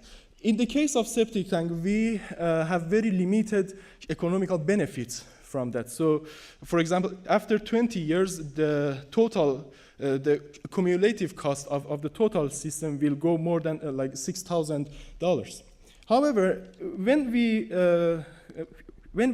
tried our system and we have modeled the economic behavior of the system, we figured out that we can get back the capital after 7 to 10 years, and after that there will be the pure economic benefits. In other words, the economic benefits that we can get from this type of system can cover the capital and the maintenance cost. Of course, the approach was not easy. We had challenges in this system. We needed to go toward better self-sustainability. The system had to be independent from receiving water and energy from outside. Also, we need to consider enhancement for the feces treatment. We needed to provide a better dehydration system and get rid of those intestinal worms. And also, we had to go toward enhancing the availability of the system. For example, in this case, we needed to maintain the temperature of the system for both upper part where the user is using the system or the downer part where the treatment process is going on. So therefore, we have developed our second system, and this time we have implemented it in Mapu district of Seoul. So this venue called Seoul Sunset Park, it's a public park, and users that will use this system are ordinary people that are just going there for hanging out. And we have been asked to make this implementation because the flashing toilets were not functional during the winter because of the frequent pipe bursts. However, we had also another problems. Actually, treating feces in public places is against the law. And also, still ordinary people feel unsafe about the feces recycling. And also, in this case, we had no direct agricultural benefits from the system. Therefore, we have designed our system in this way. Well, we went toward the self-sustainability. So we provide electricity and water by making the solar panels and the rainwater harvesting systems in the system. So we had a safe, sustainable, and nature-based on-site treatment for urine. We believe that this system is human right-based because it's applicable for the remote areas and safe for women and children, and also it's possible for utilize the treated urine as fertilizer. However, we still have limitations in this process. So this process is now going on, but limitations are like this. Still, we cannot forget and neglect feces. In a case of providing a major solution for sanitation problems, we must think about considering the feces treatment. So in this case, most of our problems were like social cases. Therefore, we have to think about how to improve the public thought. So we need to consider the public education. People should learn about this new sanitation system and its merits. And also, we need to have a well-organized maintenance. So we need to have a better organization for the maintenance approaches when we have higher number of usage. So we have some plans for a further implementation if this project is accepted here. So in this case, we are thinking about implement and show the replicability of this system in Vietnam. So we have chosen Vietnam because it's an appropriate place. It's a developing country with a deep sanitation history in recycling separately collected urine and feces. And also in the district of Hanam in Vietnam, we have like remote and rural areas that have the lack of access to sustainable sanitation. Therefore, the objectives of this system is providing the sanitation providing a sanitation system in a middle school in Hanam district. We will have a 1-year study on the technical, economic, and social characteristics of it to find the limitation and provide the improvement. And we are going to think about globalizing this idea by providing educational programs for the local people. So what is new in this system? We will apply this to Vietnam, which has a different culture. In this system, we consider the feces dehydration using solar energy. We will apply this system to a school for educational purposes, and we will consider to make an organization and call them a local sanitation management committee. I will explain more about this matter in further slides. So why we would like to make it in a school in Vietnam? Actually, first of all, it's because of our background. So during last 10 years, we had implemented several projects in Hanam. Most of them were providing the rainwater harvesting systems in order to make a drinking water supply for those districts. And we have the school can be a good place for educating students. So we focus on middle school, considering the students' age and knowledge. So we think that that will be the best place for them to learn about the water and sanitation. And also we think about the possibility of transferring this technology to nearby households. So these are the main tasks of the local sanitation management committee. This diagram shows what this management committee should focus and should go toward in order to make the system sustainable. So we will select people for this committee from local people, and we will select them after providing them some special educational program. The duty of this committee is keeping systems sustainable, and also they will have a direct and restrict observation to obtain economic benefit of the system in order to use it for the maintenance purposes. So these are our estimated required budget for this matter. We may think about a total 30,000 Swiss francs for this matter. So in the case that this project could be accepted and we will have some funds for our feasible studies, we are also ready to provide some match funding in order to start this project and replicate this project and go forward. So these are the strategies for promotion. So if we consider the community as a wafer like this, so the school is one cell of this wafer, okay? And if we make this project in this school, this knowledge can be transferred to some like householdings around it. So there will be some influence area for this matter. And if we replicate this system into different schools, we can easily expand this idea in a vaster area. However, if we try to have implementation in public buildings, we can have a vaster influencing area, and therefore we can think about starting from providing community-based sanitation for a school or public buildings, and we can enhance the public acceptability and the sense of ownership for these systems. The knowledge and technology can get transferred to nearby individual houses, and therefore we will be able to mobilize the local sanitation management committee. So the benefits that we can get from this innovative sanitation system is listed as this.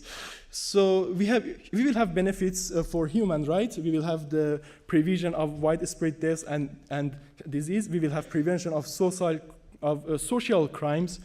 And also we will have no gender disparities in access to this sanitation system. So we believe that there will be no one left behind.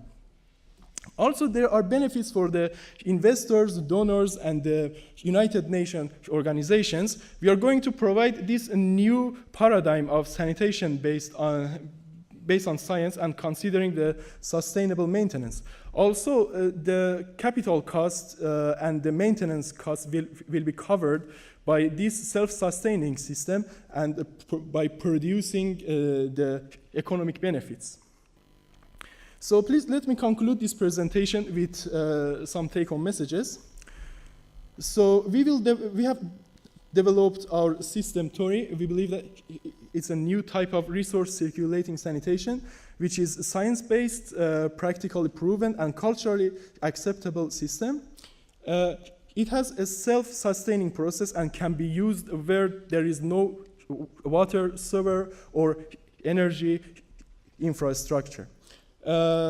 After 1 year of operation, we will be able to evaluate the economic and social sustainability and think about possible promotion to a wider area. We believe that we can have a good replication of this system. And of course, the proposed system can be contribute to enhance the human rights and can be matched with SDG 6.2. So this will be my final slide. We start this system from Korea, and we are transferring it to Vietnam, but we hope that we will be able to replicate this system to the whole world by your help. Thank you very much for your attention.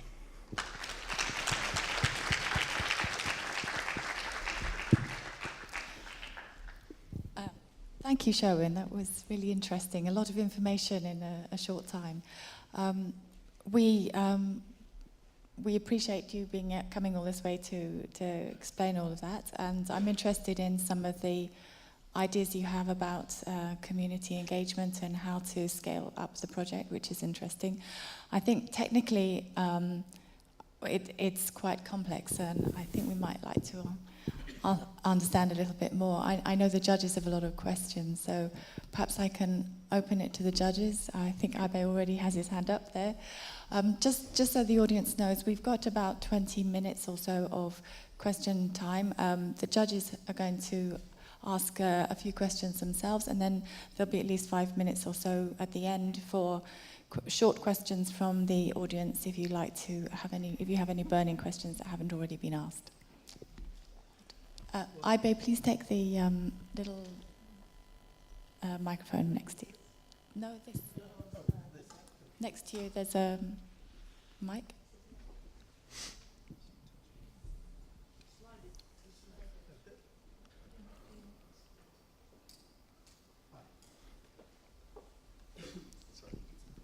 Thank you. Well, first of all, it's okay. Yeah. First of all, thank you very much. In order to save time, I will not praise you right now and just ask very short and succinct questions on the project. In particular, in relation to the human rights dimension of your project, I was impressed when you mentioned the illities, availability, affordability, etc. And on affordability, I would like to know how the notion of leave no one behind, the marginalized and disadvantaged groups and individuals, how are they to meet the costs involved? You said that there is a balance between benefits and costs, but how are you effectively doing it? That's the first question. And the second one relates to the country that you've chosen, Vietnam. In your written submission, you mention 7 countries in Africa and Asia that you are considering. Why specifically Vietnam? And if you could answer those questions. Thank you. Yes, thank you very much for your questions. As for your first question, well, we are going to make a sanitation system for rural areas. And in rural areas, the majority of people are farmers. So that's why we can focus on providing the agronomic benefits for the farmers. So in this case, for example, there are 2 main approaches. If farmers have this system, they will not need to spend their money to buy fertilizers. They can just make the fertilizers by using this system. So there will be a kind of saving money for this matter. And secondly, we have shown that our final products are more effective in cultivation sense, even better than the commercial fertilizers. Therefore, we believe that our system will be able to provide the economical, the benefits by making better agronomic production for the rural areas. I hope that this will satisfy your first question. As for the second question, yes, we can consider different countries. We are considering Vietnam. First of all, because of our background in this country. So we have a 10 years background, especially in the Hanam district, to provide the rainwater harvesting for drinking. And therefore, the community knows us. So not only the community, but also we have connections with higher authorities people. So starting from Vietnam is much easier for us.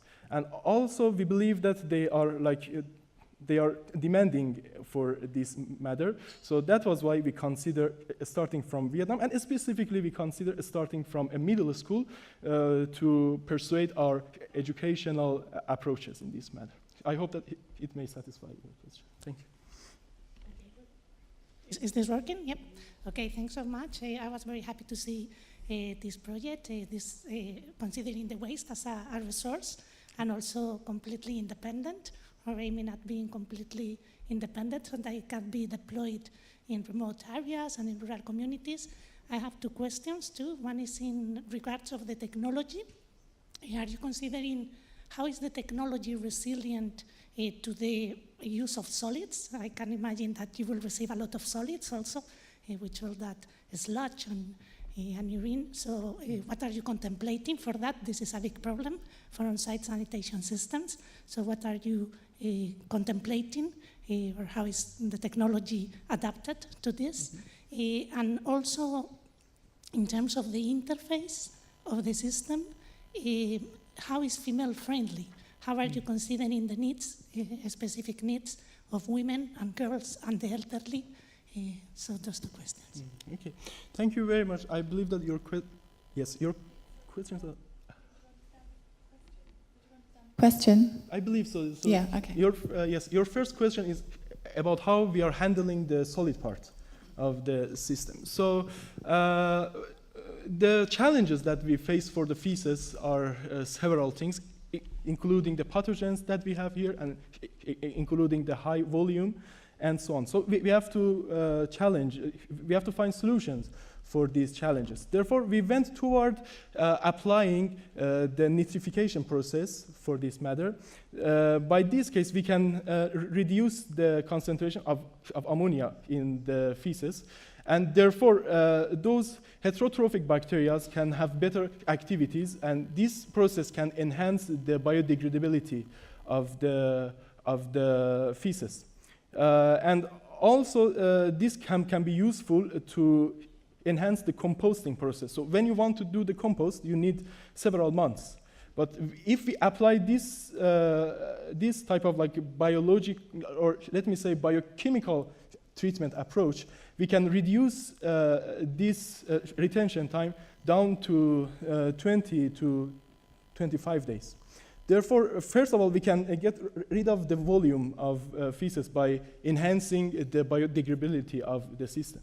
Another case is that we need to get rid of the pathogens, and we need to get rid of the parasites inside feces. I mean those intestinal worms and other things.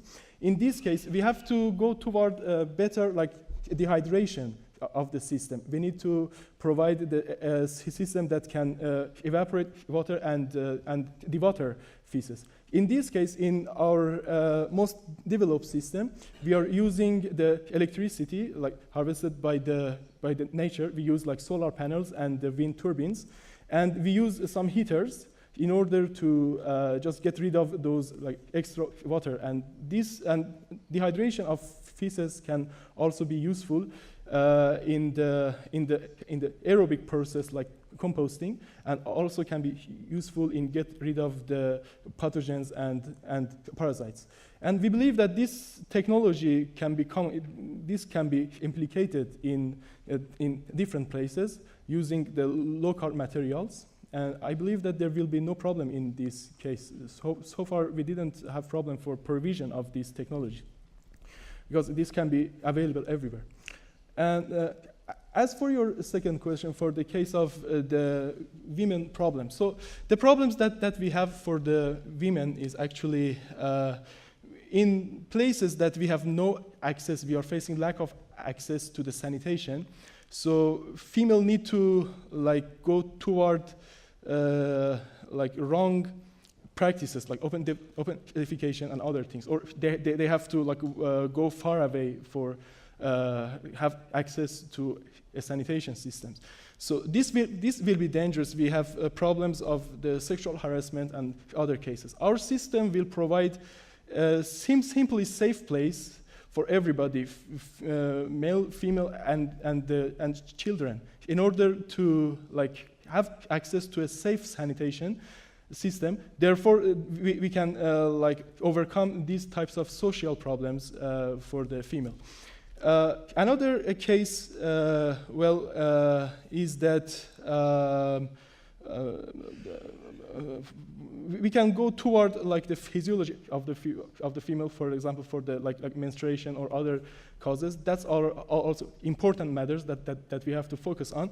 Our system has no limitations for the case of menstruation or other problems in this matter, because the case of menstruation can even help the system to work better, because the blood can provide more nitrogen, and this even can enhance the fertility of our final products. Therefore, we believe that this can be a female-friendly case. Yeah. I hope that it may satisfy your questions. Thank you. I just wanted to thank you for your presentation. It was very good. I have a couple of questions. One is, with this unit being set up in remote communities, ultimately these have to be managed by those communities. Yeah. Are you looking currently at local management, or are these units just being managed by yourselves through the experimental process? So you're looking at that local community X factor that, where perhaps people don't use the technology the way you intend. And a second question is, have you considered the emerging issue of micropollutants in terms of pharmaceuticals? Because we're a much more medicated society, and of course most of those medications will pass through the urine and feces. What impact will that have on the soil if it's going to be used as a fertilizer? That's right. Thank you very much for your question. That's very important. The first thing is that about the community, that sanitation management committee. Yes, we are looking to make this committee by using the local people. Of course, the people will be selected after they are educated about this one. So first we teach them about how this system may work. So far in our experimental cases, yes, we were the only people who knew how to make the system. But after this case, we have to increase the sense of ownership, so that the users should feel themselves as the owner of the system. So we believe that this committee will be helpful, first of all, to make more people know about the case, and also to make them have to feel that the system is theirs. So they have to be responsible for the maintenance and so forth. So yes, we are looking for the local people. Could I just ask you to talk a bit more briefly because we're running out of questions? All right. As for your second question, well, I think it was about sorry. Yes, the PPCPs. Okay, in the case of chemical cases, PPCPs have different half-life in different cultures. In a solid culture, they have much less half-life than in the aquatic culture. Okay, so if we try not to mix our waste with water, then we will be able to manage them better. So in the case, so most of those PPCP can be digested by those like biodegradation methods, and also inside the soil they have like much lower half-life, even less than a day, for some of them. Therefore, we in our actually analysis we didn't face much of these problems in this matter. So yes, if we have like aquatic problem, that will be a big concern. But since we mix them with soil, we have less concern about this matter. Okay, thank you. I'm actually going to open the floor to the audience to see if there's one or two questions because we're running out of time, and I know that Maria will have a chance to ask other questions later. So we'll, if we have a couple of burning ones. Was the first up over there? Please be very brief because we don't have a lot of time. Does it work? Yeah. Yes. As your system works principally on the bacteria, what is the price of this bacteria and who supplies them, and how do you make sure to protect this bacteria from the temperature fluctuation, especially that you spoke about frozen winter and hot time? And the other thing, I noticed that, as you know, these are, I suppose, aerobic bacteria. Is it? Okay. Why you didn't use any aeration system? Thank you. Yes. Can you answer that quickly? Oh, yes, sure. So very quickly, yes, in the first case, we had met these challenges in our first project, especially during the winter in Korea, and that's why we are going to make a better environment for those bacteria using the heaters in our further actually implementation. So in 22, we used like heaters to make the sustainable good temperature for those bacteria and for the further treatments. The price of those bacteria, where the technology is very simple and this can be available everywhere, and it's not the big concern for us. Like in some companies in Korea, they can even provide it with very low price or even for free. And in the case of your, yes, your second question, which, I'm sorry, what was it? Sorry. About anaerobic? Yes. So why we do not go toward making any, why we do not supply oxygen to the system? The matter is that our nitrification process has to be controlled so that we have a kind of, the equal amount of the ammonia and nitrate. If we supply oxygen, all ammonia will be oxidized and we will have a large amount of nitrate, which is not actually what we want. In this case, we did this controlling process mainly to make the final products to meet with the EC standards. That's why we don't supply oxygen to the system. Okay, another question, maybe just one more, the gentleman there. Thank you so much. My question very quickly about the reuse of the treated sludge in the agriculture sector. I know in many countries they stop and now the use of this because of the environmental impact. And we are now promoting it for the reuse of this, treated in the agriculture sector. How safe is this, and what are the standards that you use, and what kind of crops that you are using this treated sludge for? Thank you so much. Yeah, thank you very much. Well, the first thing is that we, for the case of fecal sludge, so we tried to treat feces. In that case, we have try to have the higher biodegradability. Therefore, we can meet the carbon to nitrogen ratio. So the optimum carbon to nitrogen ratio for the soil conditioner is usually between 24 to 30 or something. So it should be within this range. Therefore, we are going to go toward this way because we can have this stabilized C2N ratio by this treatment method. Also, this method will be useful if we design it well, we can get rid of the pathogens and parasites. Therefore, we will have a final product which is safe to be used. There will be not polluted. And also, this will meet the standard C2N ratio. So that was our goal. Thank you. I think that actually we will have to stop the questions there. I can see there are lots of people who would like to ask you questions. And there is a long lunch time from 12 to 1:30 where maybe people can seek you out and have a chat with you in more technical detail.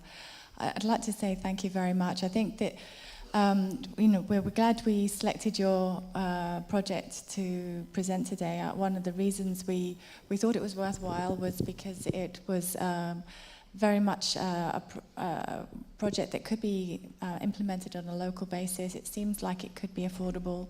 I have questions about some of the technical aspects of it. I might myself come and ask you at lunchtime.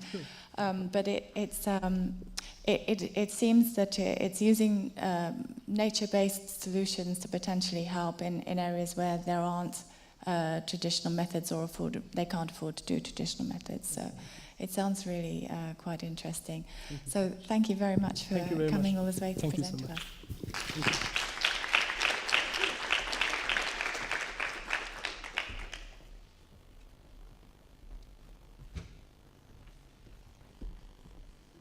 Thank you very much to our presenter, Shervin Hashemi, and our moderator, Amanda Lufin. I'd now like to move to Flagship 2, and our moderator will be Tom Su, and we'll take it from there.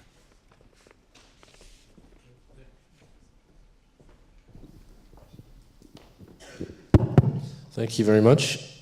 Before I start, may I just kindly ask what's the timing? How much time will I be allowed to use up for this session? So we have from now until 12. Okay, thank you very much. That gives us roughly 45 minutes. Thank you very much. Okay, so look, I'm very happy to moderate this particular session on project number 2. It's a very interesting one because I think it touches on this very notion that was mentioned in the opening statements this morning about the human right to access to safe water and sanitation, because this particular one doesn't focus specifically on drinking water and sanitation. It focuses on another use. So I'll be very interested to see how this very worthwhile project fits into this framework. The project that will be presented is called New Technologies to Strengthen Local Water Governance in the Pipiripau River Basin in Brazil, the Federal District of Brazil. It's being presented by Dr. Gustavo Carneiro, who is over there. Please come to the stage. Who is a regulatory official at ADASA. I will, perhaps for timekeeping issues, just tap here when you're 2 minutes from the end of your 20 minutes. Thank you. Please go ahead. Okay. Hi, everyone. And first, I would like to thank for the opportunity for being here. I would like to send warm greetings to the committee, to the organizers, to all the audience. And it's such an honor to have the opportunity to present the work that we developed at ADASA, the regulatory agency for water, energy, and basic sanitation of the Federal District.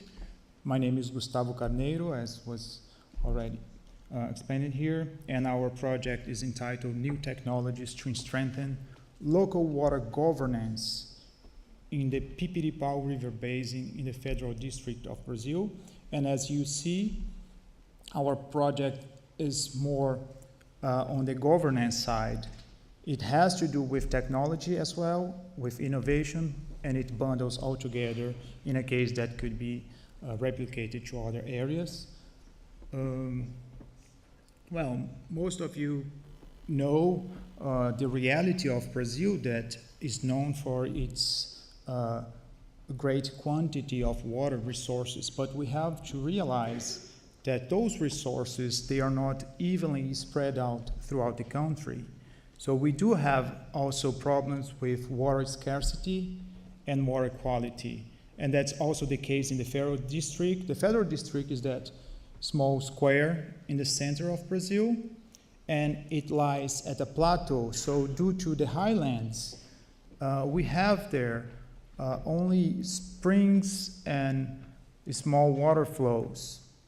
So this becomes, thank you, more aggravated in rural basins where they are not connected to the water supply network, and they rely on the local water resources.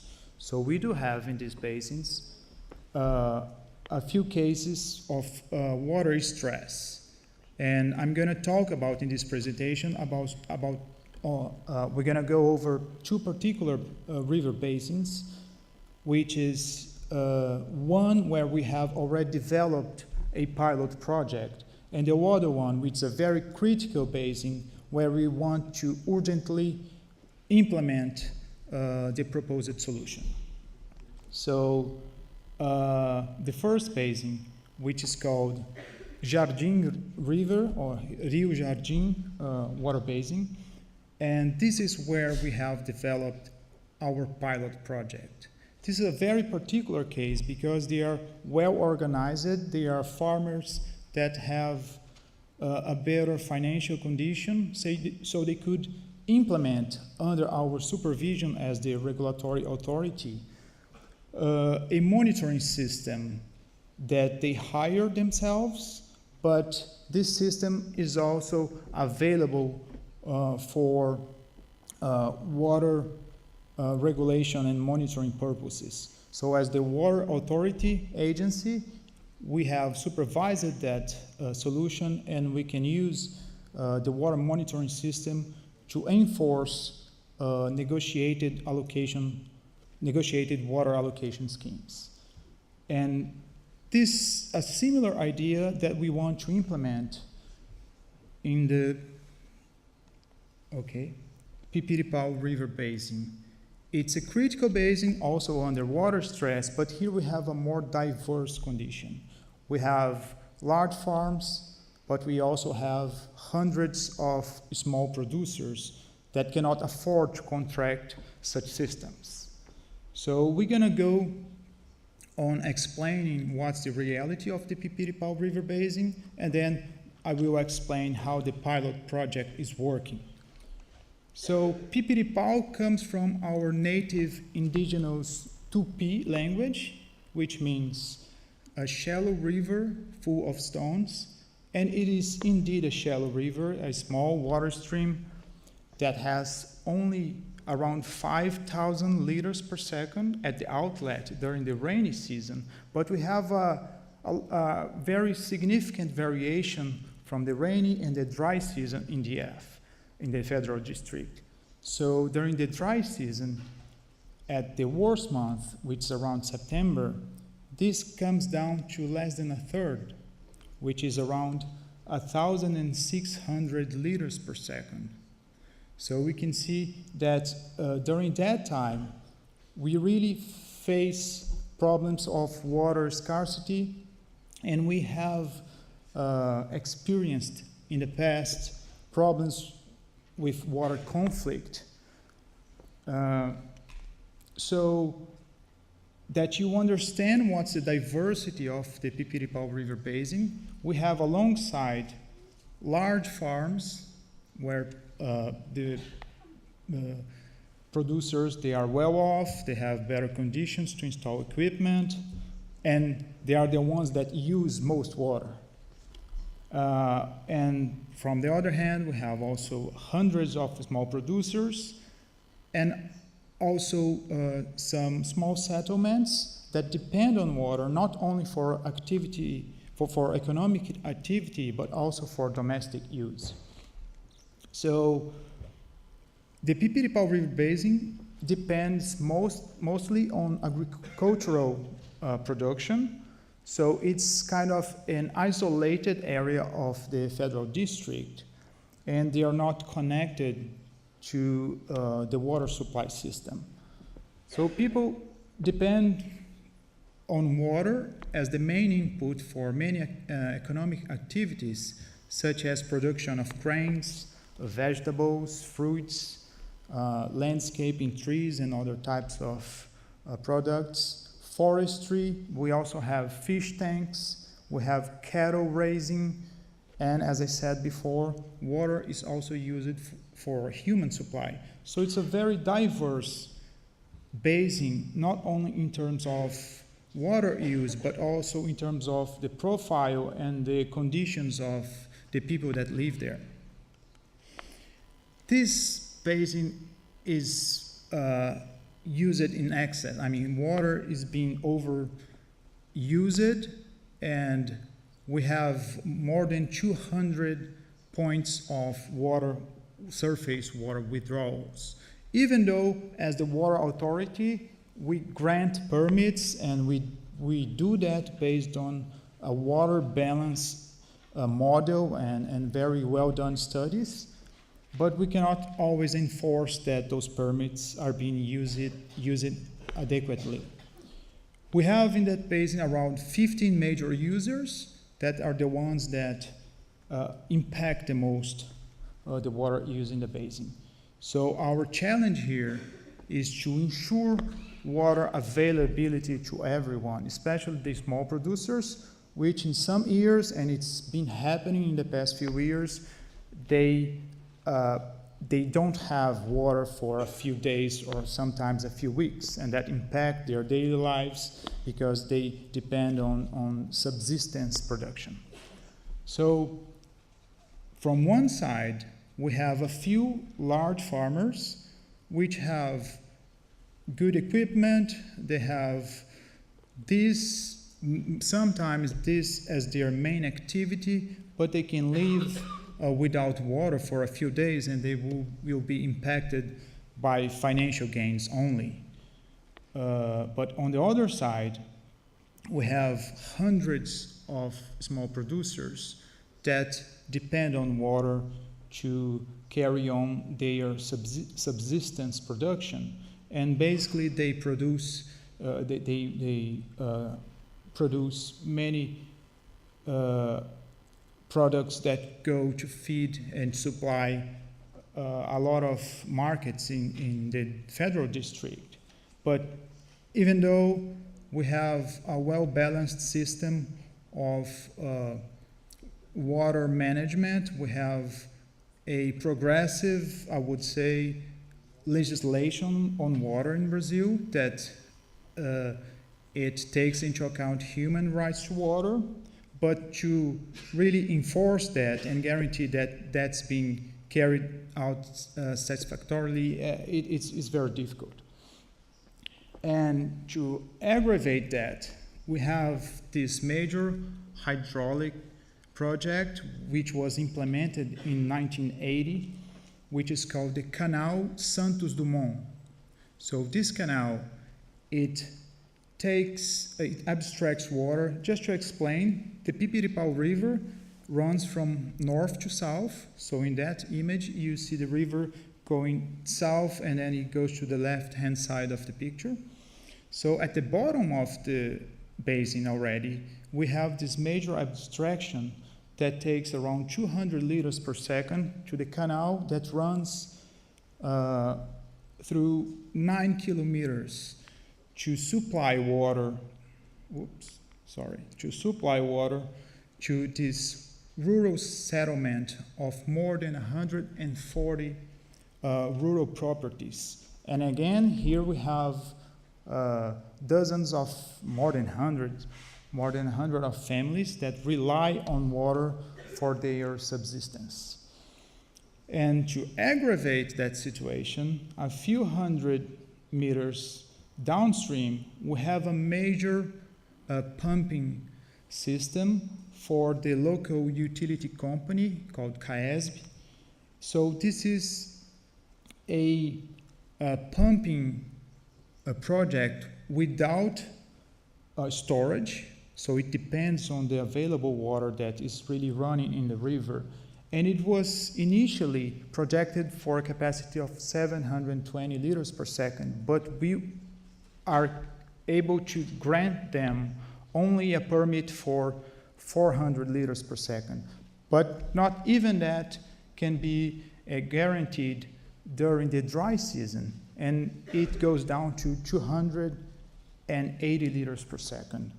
This is to supply drinking water to this settlement of around 180,000 people in this town of Planaltina, that they are not connected to the global water network of the federal district. So they are our priority in terms of allocating water when we have to face scarcity. But in order to guarantee water to them, we also put in jeopardy all the lives of those rural properties that depend on the same water for their subsistence. So our challenge here is to allocate water during the dry season.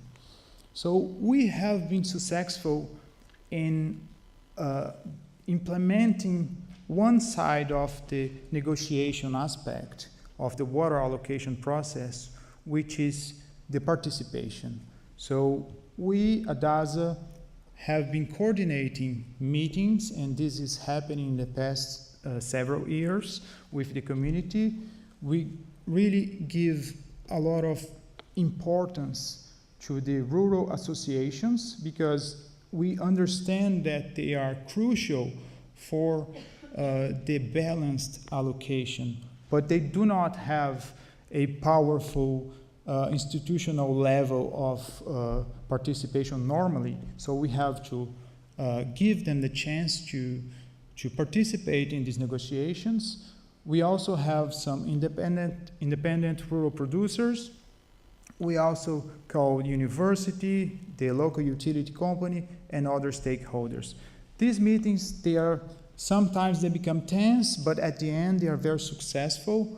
We are able to implement a very, I would say, fair, equitable, balanced water allocation scheme. But it's really hard to enforce that. And during the worst days of the dry season, especially the rural producers, when they see that the river is lowering, they don't have enough water, they feel incentivized to use water in the hours that they were not allowed to because they feel that their neighbors are doing the same.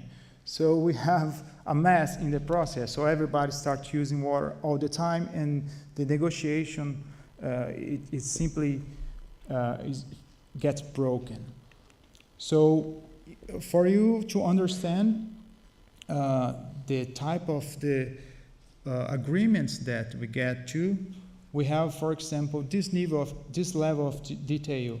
At the top part, we have, for example, one major center pivot irrigation system where is allowed to operate only from hours 21 to 6.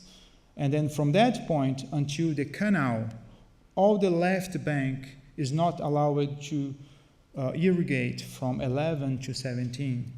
And then similarly, on the right side, they are not allowed to operate from 9 to 15. And imagine that we are talking about hundreds of water withdrawal points.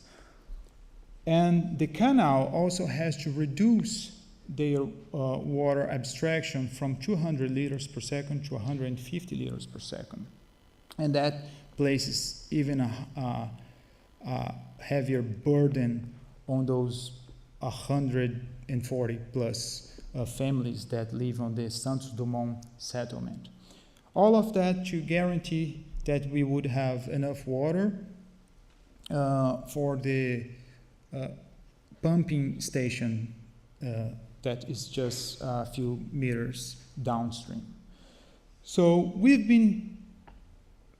have the feeling that in order to provide a good case of local water governance, we understand that at least 3 things are necessary, which is participation, transparency, and accountability. And we are doing a very good job with the participation part, but when it comes to transparency and accountability, we really feel that we need something to really enforce and guarantee that this thing works. And we are very happy with the pilot project that we just implemented a few months ago in the Jardim River Basin. As I said before, this is a particular basin where they have a higher level of organization, and because of their better situation, economically speaking, they were able to hire a private company to install a monitoring system, so they keep looking and observing and monitoring their own uses and their neighborhoods, their neighbors' uses.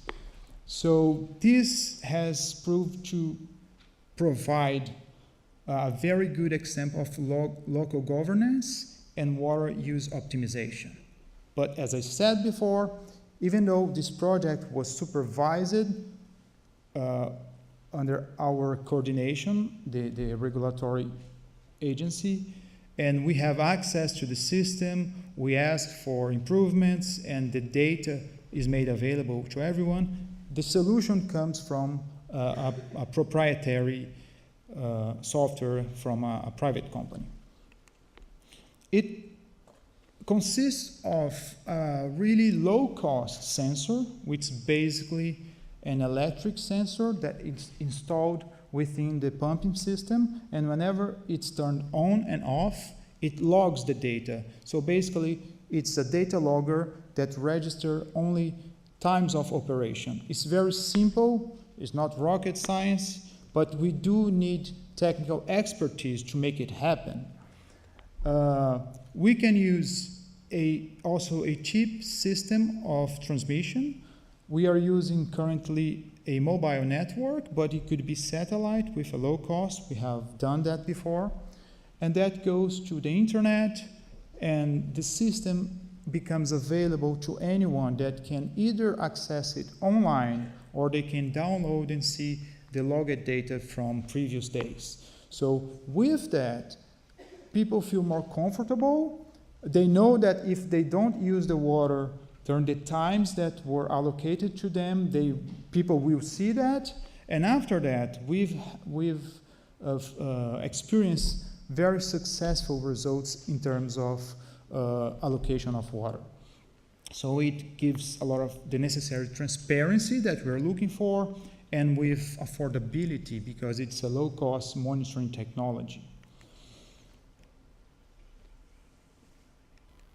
Okay, so here it's a screenshot, an example of one-time access to the system. So at the time you access the system, you can check in real time whoever is operating their irrigation systems. And we can get down to the detail. If we select any one of them and we select a range of days, you will be able to see the hours that the water has been used, and if there are infringements, we can check that right away. But the best part is that we don't have the need to go there and call for correction, because they are not infringing the system. It's just working smoothly. And so in this graph, you have an example of how the project is yielding a optimized use of water. So this would be a typical year in that basin, where the blue curve on top is the available water in the river. The orange line is the grantable, how much water we grant through our permits. And the bottom line would be the instantaneous demand for water. And I talk about instantaneous because before that, people would usually turn on their systems pretty much at the same time, you know, the driest hours or the hottest hours. So everybody would be sucking up water from the river, and the river would just dry out. To aggravate that, in the past few years, we have experienced reduced waterfall, reduced precipitation, and that comes with reduced water flow in the rivers. So the orange line, it goes down, and as you can see, during the dry season from July to October, we would have problem of higher demand than the available water, and that's where the conflict installs. So after the system, you can see that the bottom line, the blue line, has changed because here we are talking much more about rearranging the times of operation. We have also some reduction in the systems, but even when there is case of reduction, the producers, they have stated that they don't suffer much because they are sure that they will have that amount of water, because they know that nobody will break the system. So they plan ahead. After the rainy season, we run our models. We know how much water will be available for the basin. We run the negotiation meetings, and then we allocate water, and then they plan ahead. So the instantaneous water need becomes much lower because they use all hours of the day. They are, irrigating during late time, morning, afternoon, and they spread that out throughout the basin. And we support them with our hydrological models. And then when it comes to a very dry year, we don't have problem with that anymore.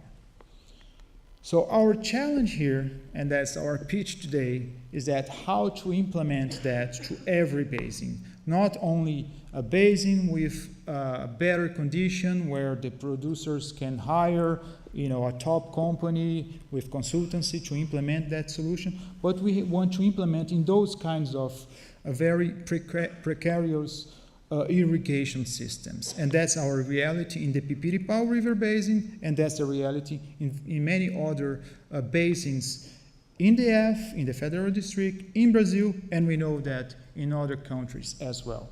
So our aim with this project is to adapt the system so it can be easily implemented in any irrigation equipment. We just need to have access to the electric system, install these low-cost sensors, and we have to have at least one good reading of the water flow, so we don't have to install water meters that are very expensive.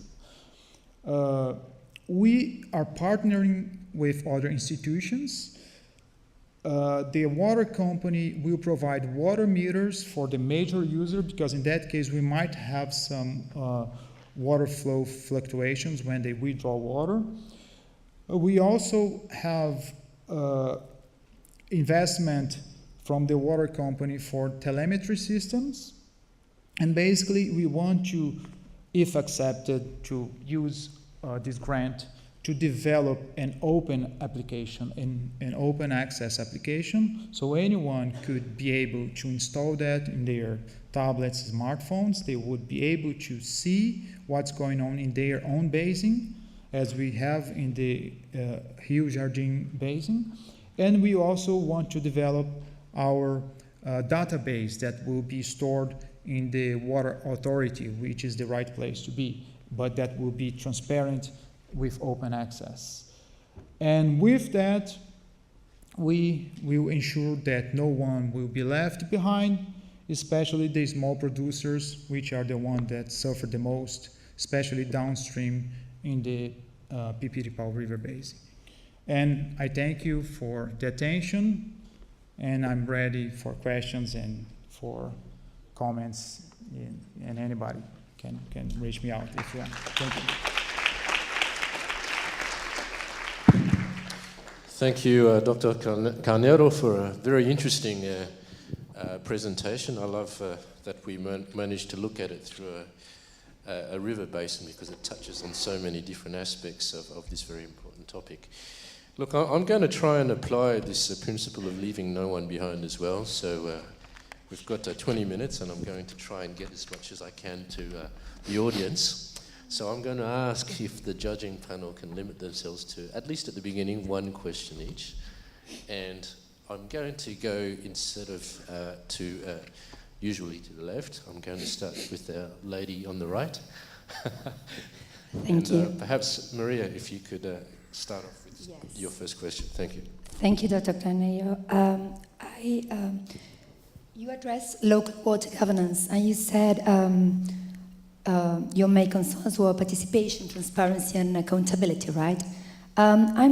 I actually have two questions regarding first, participation, and second, accountability. As regards participation, you mentioned that you showed in one of your slides how negotiated water allocation took place with DASA, the rural producers, other stakeholders.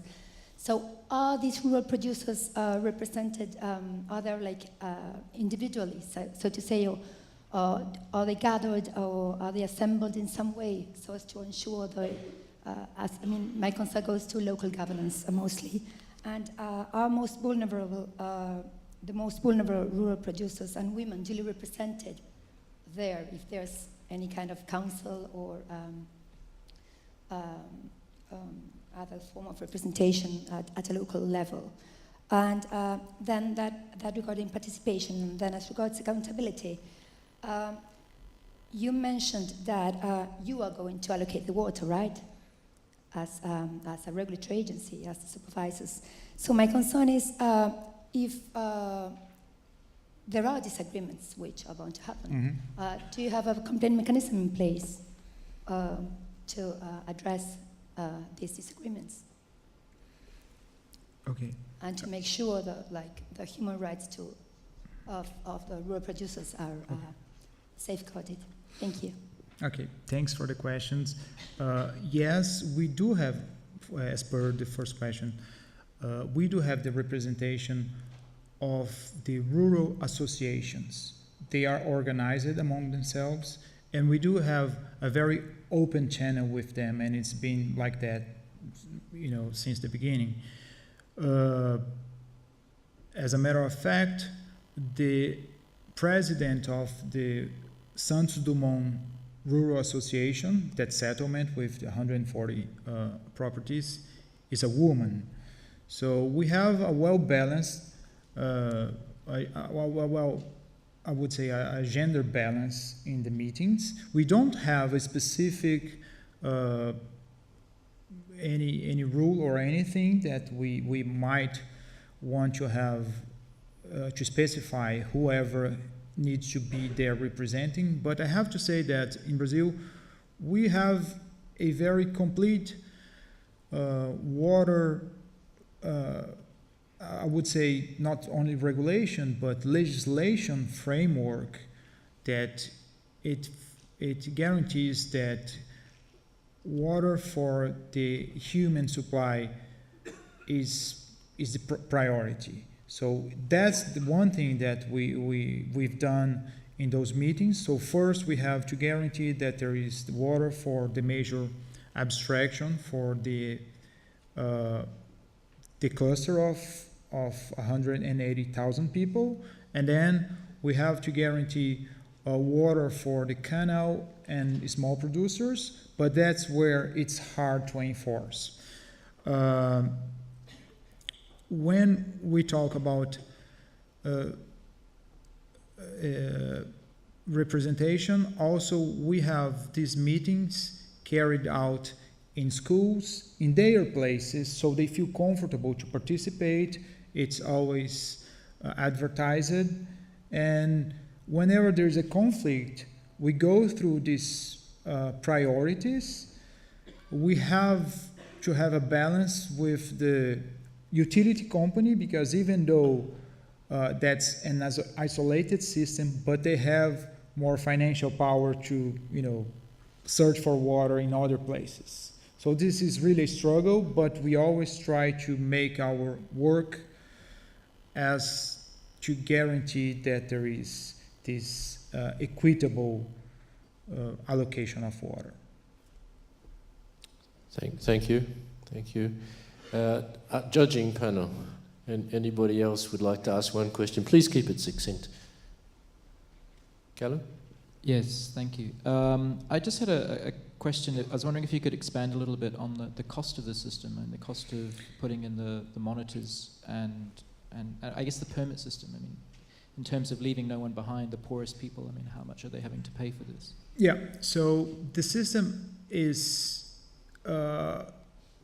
currently the one that was installed in the neighborhood basin.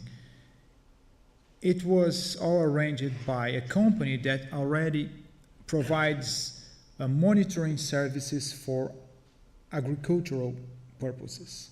So now we have adapted that for water use monitoring purposes. If we want to develop that ourselves, besides the cost of the software development and transmission systems, the sensors themselves would cost around 200 euros per installment. So, I mean, it's not that much. And even the small farmers, they are willing to install that as long as they know that everyone else is doing the same. So they have expressed that already.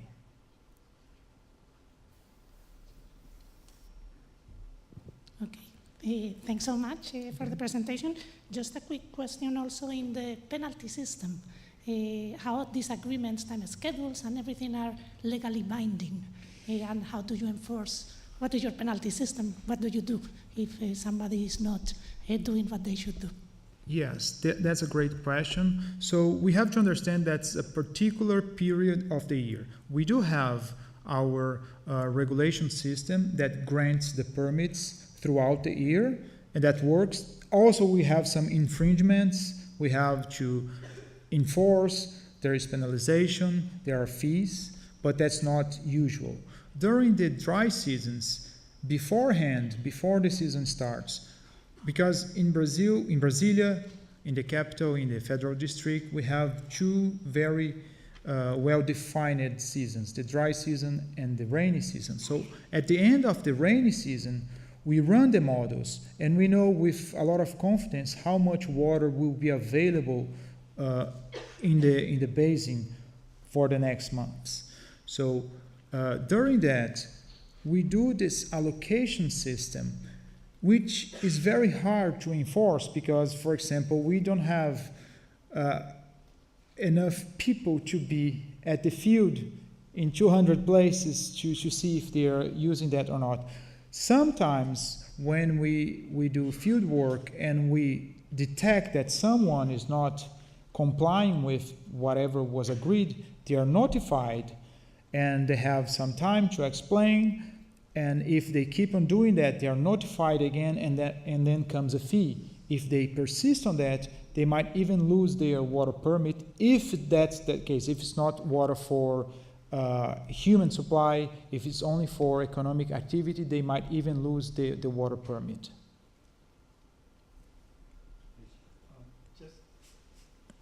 Also, thank you very much for your... I think the mic's not on. Thank you. Thanks for your presentation. Just a short question. You mentioned equitable access to fresh water and sanitation services. How is equity achieved in concrete examples? And in particular, when it comes to allocation, the question that you described under negotiated water allocation, and you speak of conflicts that could arise. But how are these conflicts actually resolved? Who does that? and how does it affect the smaller farmers and the big utilizers? Okay, thanks for the question. And I think we have a very interesting case in Brazil, in the Federal District, comparing to the rest of Brazil, because ADASA is relatively recent. We have around 15 years.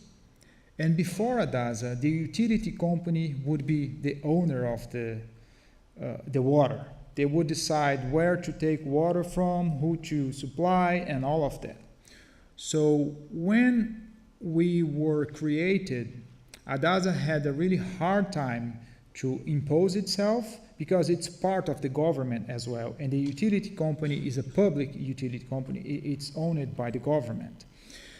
But fortunately, we have a very stringent legislation in Brazil that says that the regulatory agencies, they are independent, they have autonomy. So we really fight with the government and we say, no, the utility company will not do this and will not do that. Of course, they were very powerful. When we started, we were just, a newborn, and this kind of struggle would be much easier on their side. But now I can tell you that we go for these meetings trying to be neutral and try to look for the priorities. So if the utility company says, no, I cannot do this, and I said, no, you have to do this, that's because you have to leave water for those settlements. So we have this kind of conflicts. Sometimes it gets tense, but we can make happen whatever is decided in common agreement within the meetings. And that's the experience. With the participation part, that's what I said before, we are very happy. We can come out from these meetings with very well-balanced agreements, and the hard part is how to enforce that and how to guarantee that that will happen. I think I addressed both points of your question. Okay, thank you. Thank you very much. Thank you very much, the judging panel. I'm very sorry to have cut your questions into two, but this gives us a couple more minutes to interact with the audience. I can see some hands being raised in anticipation already. Perhaps I'll start right up the back. Gentleman on the right. Please introduce yourself briefly before you ask your question. Hello, my name is Timothy Gear. I was formerly with WWF. I'm very happy to be here. I think that the challenges that you've outlined about the governance of water systems are daunting at best, and particularly the balance between meeting basic human needs, economic needs, and others. One of the things that I didn't hear you address is, have you established basic ecological flows that are required in the river systems upon which you then layer the other dimensions, and how do those get reconciled in negotiations? Okay, thanks. Yeah, that's a great question. And if you remember in our graphs, that's the difference between the top blue curve and the orange curve. That's why we always leave a margin of the total grantable water and the minimum water that flows in the river. So that margin is the water that is left in the river for ecological purposes, and that's established in our legislation as well. Thanks. Yes, the gentleman with the red tie. Thank you. Yes, Alain Al-Hilali. I wonder if your system has a capacity to identify a default that could be met by one of your clients if they want to bypass your system. Thank you. Yes. The hard part is to develop and implement the system. Once that is installed, the compilation of data and the detection of infringements, it's really, really simple. We have tested that already with the proprietary system. So whenever somebody is using water out of their allocated time, there could be an orange light, a red light that will start a enforcing process, and they will be notified right away. So that's the idea, indeed. Thank you. Yes, Lesha, and then Tony. I'm not sure, but I heard you talk a lot about the farmers, both big and small. What about the indigenous peoples who are living in the area? Because I don't hear how they are participating or represented. Yes. Well, unfortunately, we don't have indigenous people in that basin. We only have that established in the name of the river, and that's a reality in most parts of Brazil. So in the Federal District, we only have small pockets of really, really small settlements, but that's not the reality. So in that basin, we don't have any settlement or any space where it's occupied by indigenous people. Please go ahead, Tony.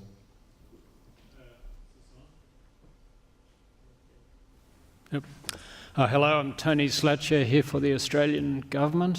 Your scenario is a very classic water allocation challenge, and one which we have much familiarity with in Australia too. These kinds of demands on a highly fluctuating system.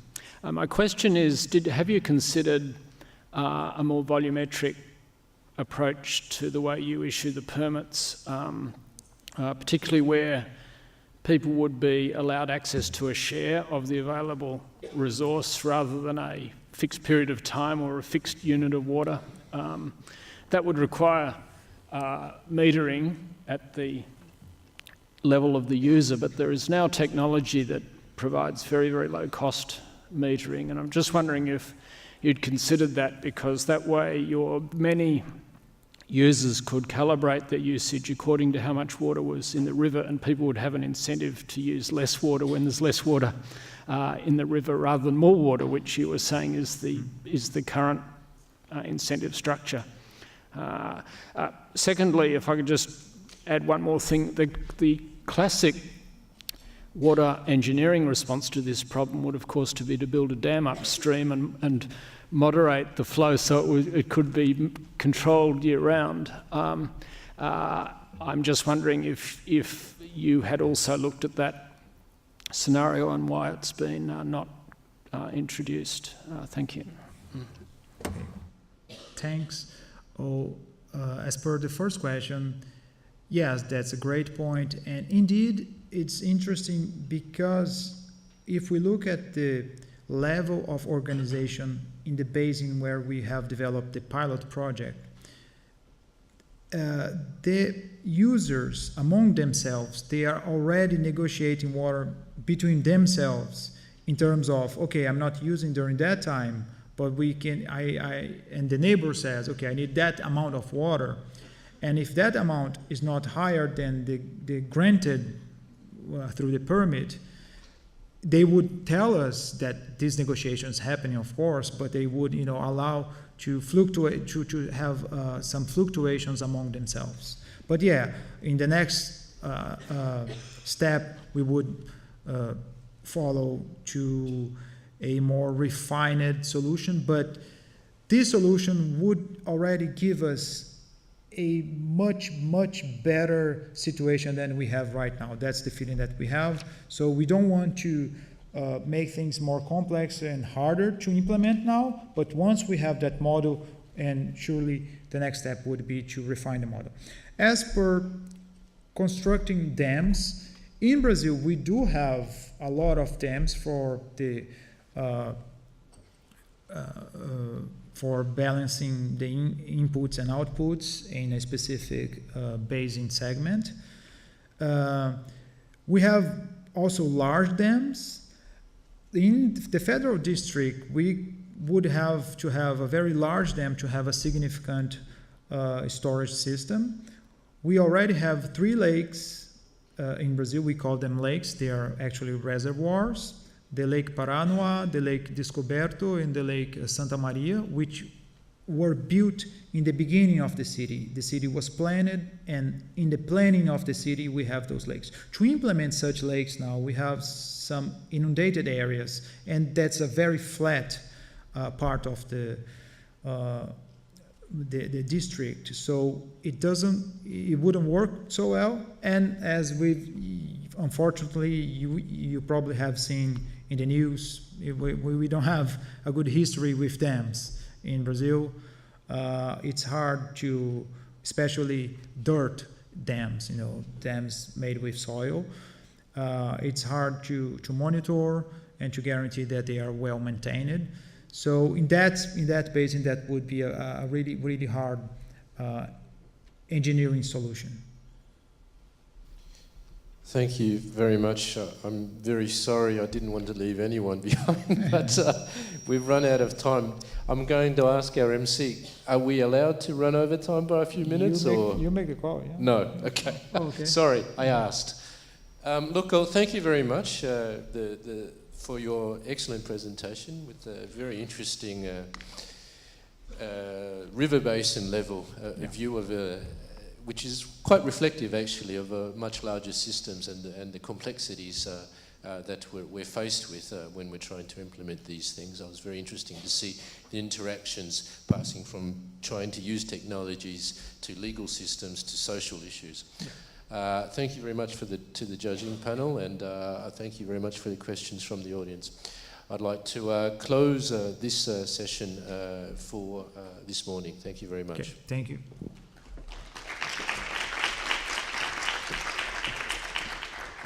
Thank you to our presenter, Gustavo Cañero, and our moderator, Tom Su. Just a quick notice, from 12 to 12:45, the World Youth Parliament for Water is holding a side event on youth. It's held in the press room, which if you exit the room and turn right, you'll find it just up a slight slope up here. It's on the right. So that's there. We have lunch is available in the cafeteria, which is down these stairs. Take the stairs down towards the toilets. You'll see an exit in the back. Go straight through there. Turn right. Walk down a corridor. This is an IQ test.